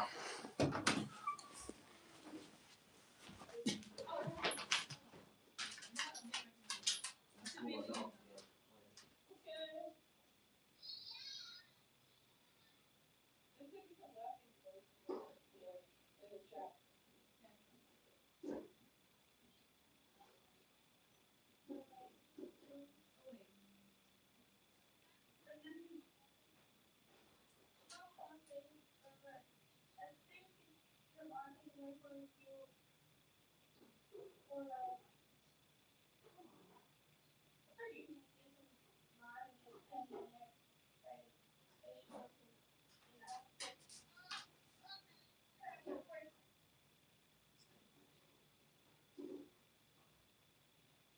going on, Jenny?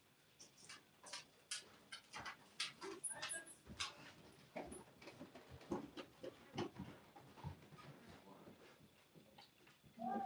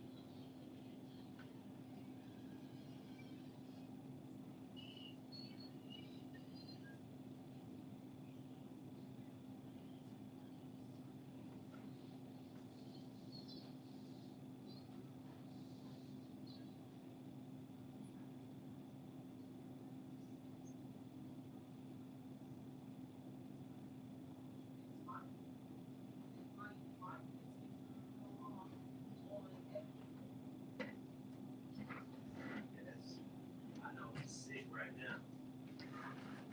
That's cool. That's messed up. But no, you gotta be respectful.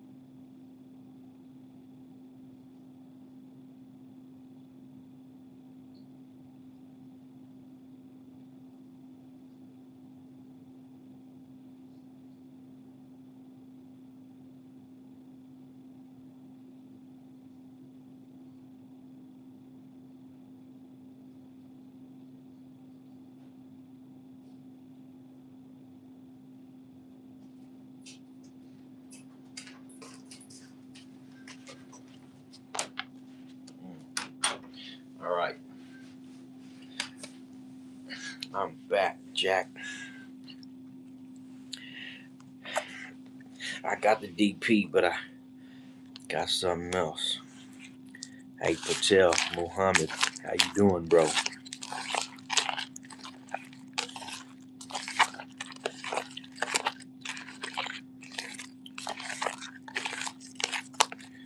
Wish there was a way I could wave back.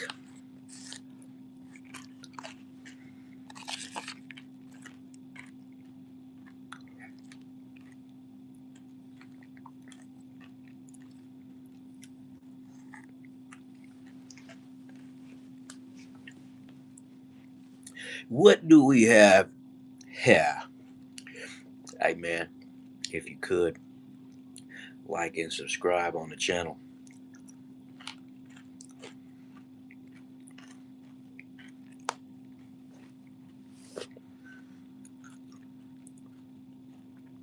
And always remember, we ain't nothing but mammals. And some of us ride on camels.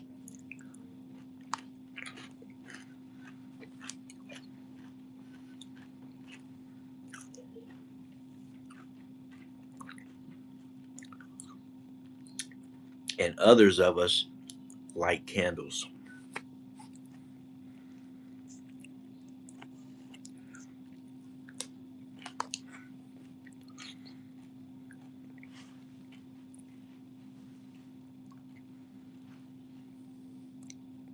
Me personally, I believe health is wealth.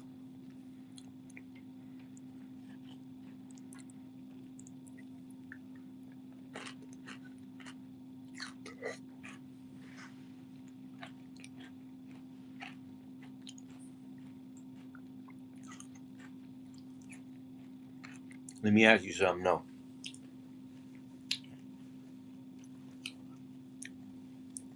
Have you ever ate a big bowl of sour cream?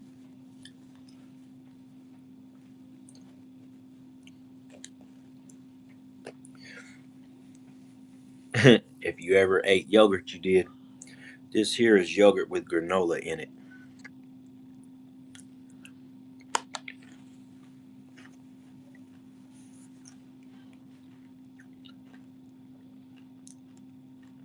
I gotta eat this shit.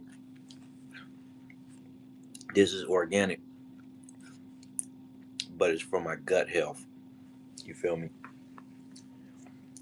If you got a messed up gut, yogurt, organic yogurt, that Yoplait shit is bioengineered. You don't want none of that shit. They grow that shit inside of a fucking stainless steel flask. But this shit here, it's a little bit better than that Yoplait. As a matter of fact, I would highly recommend that you stayed away from Yoplait.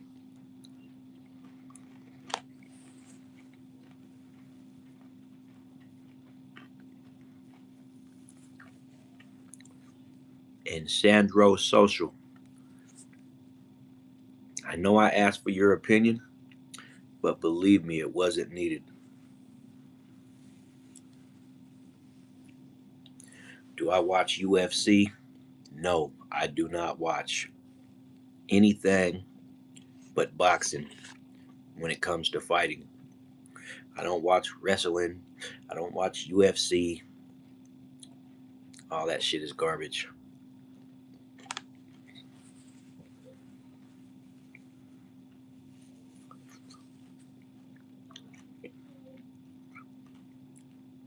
Although, back in the 90s, I did used to watch Kim Shamrock.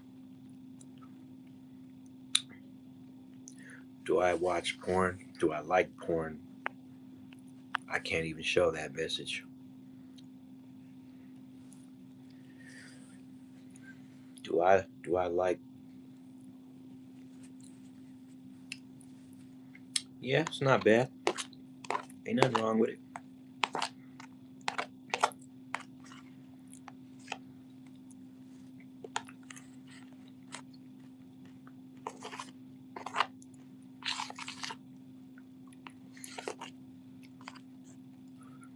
Why would you ask me that though, Sandro Social?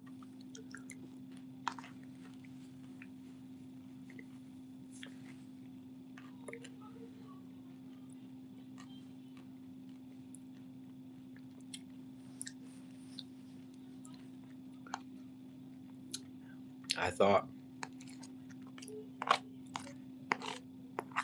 for a straight man, there is only one kind.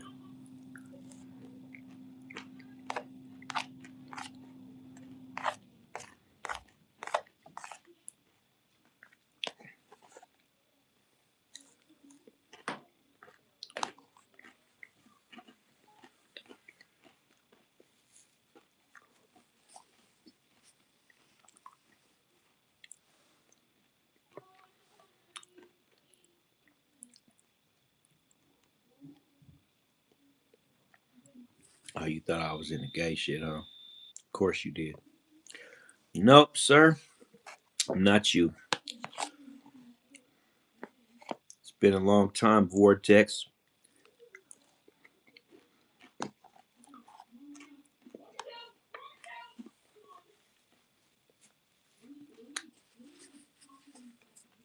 Is that what you think? What makes you think that? You could just look at somebody and tell what they're into, huh? That's how you work. That's how you operate.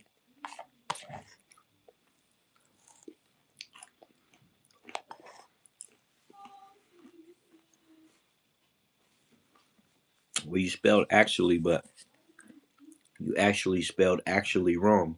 Actually. But don't worry about it. Everybody ain't that smart.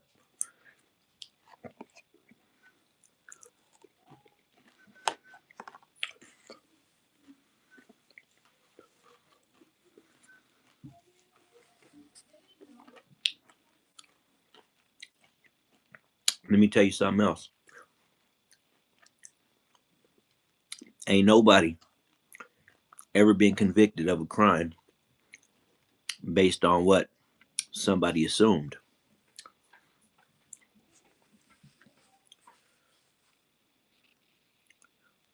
Well, let me ask you this, sir.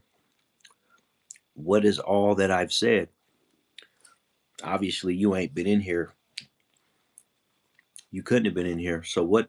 Explain what it is that you heard that led you to that conclusion. Because I really want to hear this.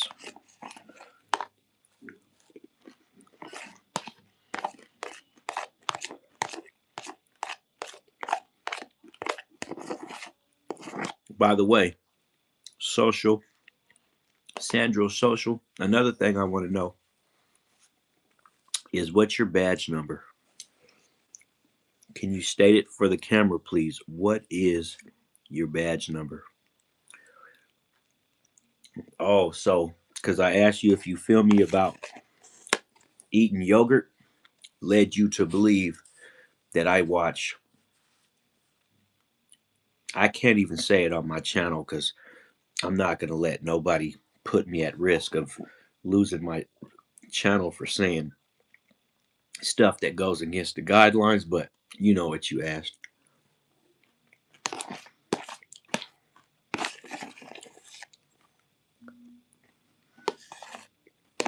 I ain't say you was the police.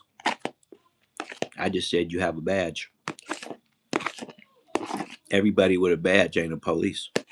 A police is a street cop. I'm leaning toward you being an agent of some sort.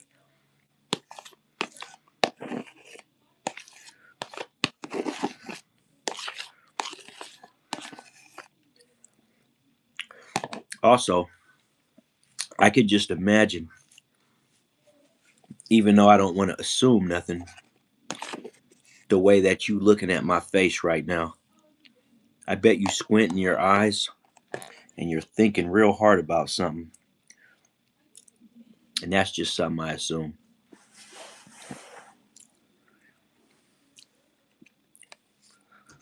No, I ain't paranoid.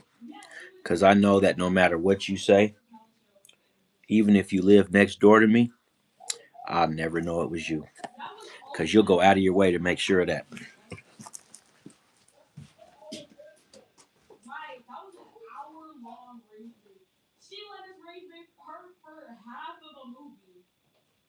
She let his braids pay her for an entire length of the movie. I could have been watching The Conjuring and had 10 minutes left by the time I got in.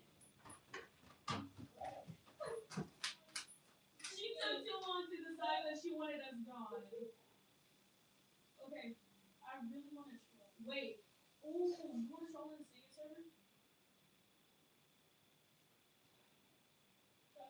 Want to troll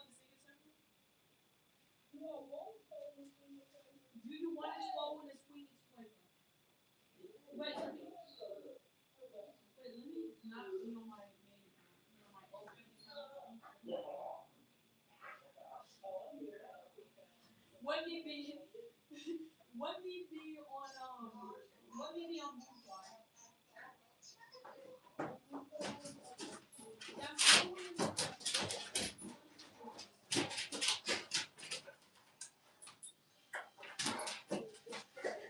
Get all excited and shit. Oh look, there you go. Look, who's that, bro? Bro, why is it so cold outside? When it's cold outside.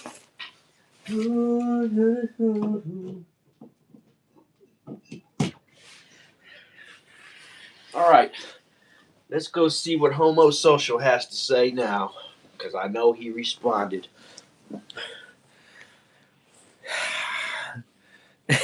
Homo Social definitely responded.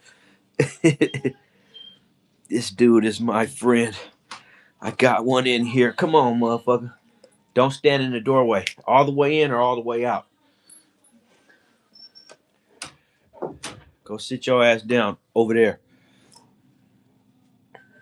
No, no, no. Go sit down. Go lay down. Go lay your ass down. Go lay down. Oh, you think you on camera? You want to get on camera? Is that what you saying? You want people to see you? You want to be known to the whole world? Is that what you asking? Huh? Well, we don't give a damn. Don't worry about what I'm doing. Man, Sandro, man, you like pushing me, bro. Leave my chat. Just go. Just part ways and I'm not even you're trying to dominate these messages and same way you not feeling me, I'm not feeling you at all. What I feel is like you're some kind of agent. Maybe you're a chaos agent, maybe you're a special agent, but you're definitely something more than just Sandro Social. Most definitely. You're one of them people. Definitely one of them people. And I'm tired of having all these people in my chat, bro. Like, why do I have to have all these agents around me 24 hours a day every time I go live? I know you're not my neighbor. I'm just saying that if you was, and I walked outside and seen you, you would be acting like this little exchange never took place. Not with you, at least. I don't know who Sandro Social is. Never heard of him, man. Nope, it's not me.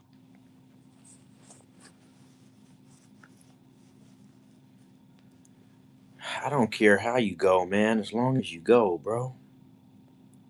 As long I don't care what you don't feel, man. You gotta turn stuff into gay stuff. That's why I want you to go. You're not a normal individual. You're trying to be funny. You're trying to be passive aggressive. And I'm just, you know what? Let me help you, bro. Let me just help you. Bye.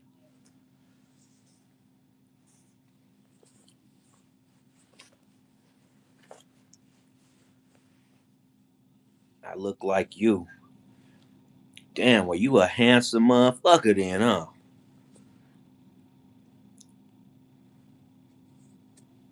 Unless you my clone. Hopefully you ain't my clone, bro. Cause if so, I didn't know I had any clones in the same universe, man. I thought we only had lookalikes in parallel universes, man. But if I look like you, let me get a like and let me get a subscribe on the video, man. Oh, well then you don't look like me. We ain't peoples, man. You just up in here just, matter of fact, since you told me nope, so like that, I need you to go as well, sir. I'm just striking shit right now. Hey Danny, I'm just striking shit, bro. I really am. Somehow they got me in the mood to just start striking shit, man. You know, that's one of the abilities of a creator. Just one of those abilities where you could just strike shit down. Like, you don't want to deal with somebody, you don't have to. You really don't have to, man. It's the beauty of the business, the nature of the business is you do not have to deal with them, right? So, sometimes you gotta believe in the beauty of your dreams. Should we deport Trump back to Germany? I didn't know Trump was from Germany. Is Trump from Germany? Is there something I'm missing? Because Trump has an American accent. I didn't know he was from Germany, man. I didn't know Germans look like Donald Trump. As a matter of fact, the more I think about it, I never seen a German that looked like Donald Trump before. I don't mind what Trump is doing, bro. Just so you know, I don't mind. And you're saying, should we? Let me ask you a serious question, Serene. How are you going to deport Trump? Let's just say that you fully intended on deporting Trump. How would you go about doing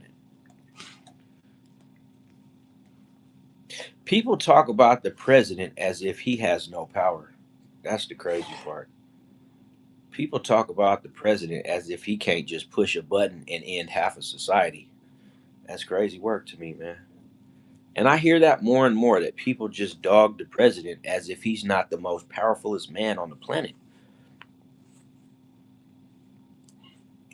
Like, why does people think Donald Trump don't have no power? He just some stupid man that governs your life. Think about that. He's just a stupid man, yet he governs your life. You don't govern your life. Donald Trump governs. He governs your life. You just live your life under his government. And I just wanted to say that, like, I'm tired of people talking shit about Trump. Like, whether you like him or not, like, he governs your life. So it's this mindset, this programming people get into, where like everyone just wants to dog out the president as if he ain't got more power than your entire bloodline. Like, he can't just wipe your family out if he wanted to. Like, you should be careful talking about that individual. I know you don't feel like you need to, but that's because he ain't never took no action against you.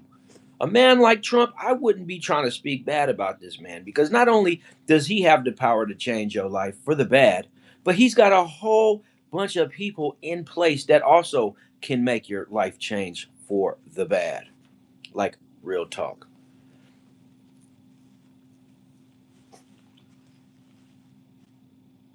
Okay, well, at any rate, um, here comes the Illuminati. Everybody take cover. Here they come. Here they come. The chaos agents are here. Well, really, it's just this guy. They're not all here, but he can. Hey, call for reinforcement, Brokeback Mountain. Can you do that for me? Call in reinforcements. Let me see how many troops you can round up. Right? The spice agents. I know you're a spice agent. You're not an ice agent. You're a spice agent. Talking about me being gay, but golly, your name is Brokeback. You know what I learned about some of these gay people that are personalities on the internet is this: they like to project their gayness onto other people. I don't know if it's to make us feel uncomfortable, if it's to try to call us out, or if it's just, some Illuminati shit. I really don't know. Because let's be real, half of the Illuminati is homosexual. Actually, a majority.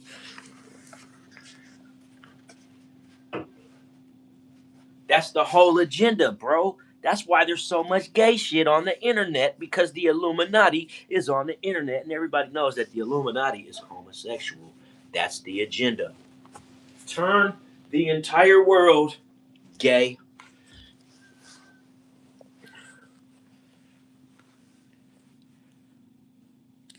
What percent of the planet is gay? I don't even think a gay person knows that percentage. I never even heard anybody ask a question like that. The percentage of the planet. I don't. That's a very interesting question, man. Like, who could possibly know the answer to something like that? I guess someone who keeps track of the gays, I suppose. I know this. What percentage of the Illuminati is gay is the real question. Is it 100? Is it 98? Is it 37, 50? What is it? You know what's crazy? I can see my own aura through the camera. It's green. It's light green. That's crazy, ain't it? I can see my own aura.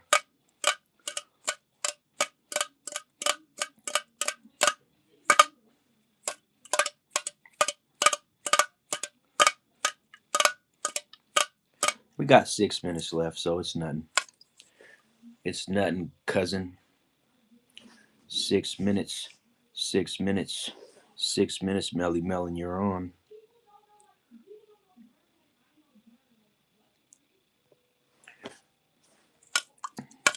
Brokeback Mountain. It's funny how he says the same exact shit as everyone else. It's like these. You know what? Those probably trolls. It's got to be. I mean, not trolls, bots. It's got to be some kind of bot.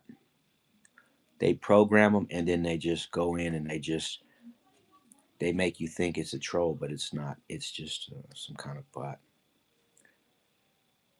Back from London. Oh, absolutely. I appreciate that, Sammy. Sammy Sam. Can I tell you a joke? Yeah, I could tell you a joke, man. Why didn't a skeleton cross the road, bro? Why didn't the skeleton cross the road? Oh, Neo, I ain't seen you in a while, man. Where you been at? Because he didn't have the guts to do it. Get it? He didn't have the guts.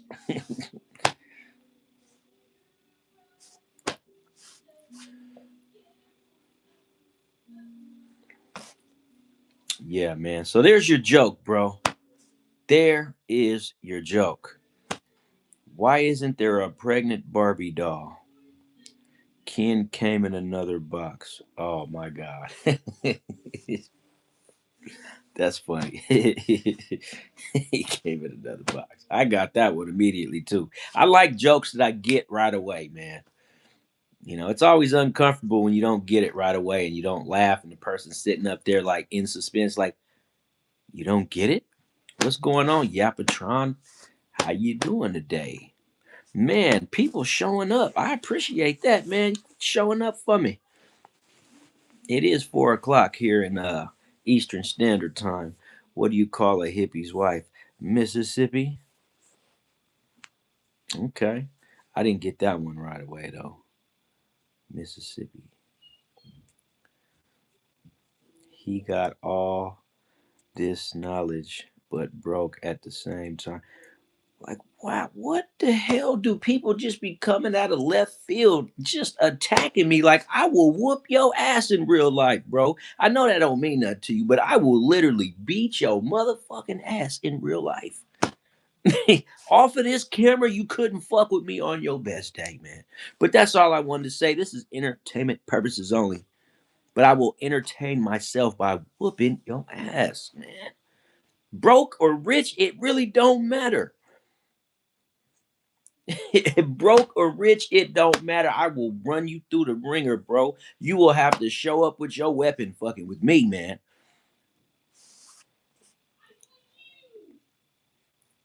But anyways, 2 minutes. 2 minutes, Melly Mel.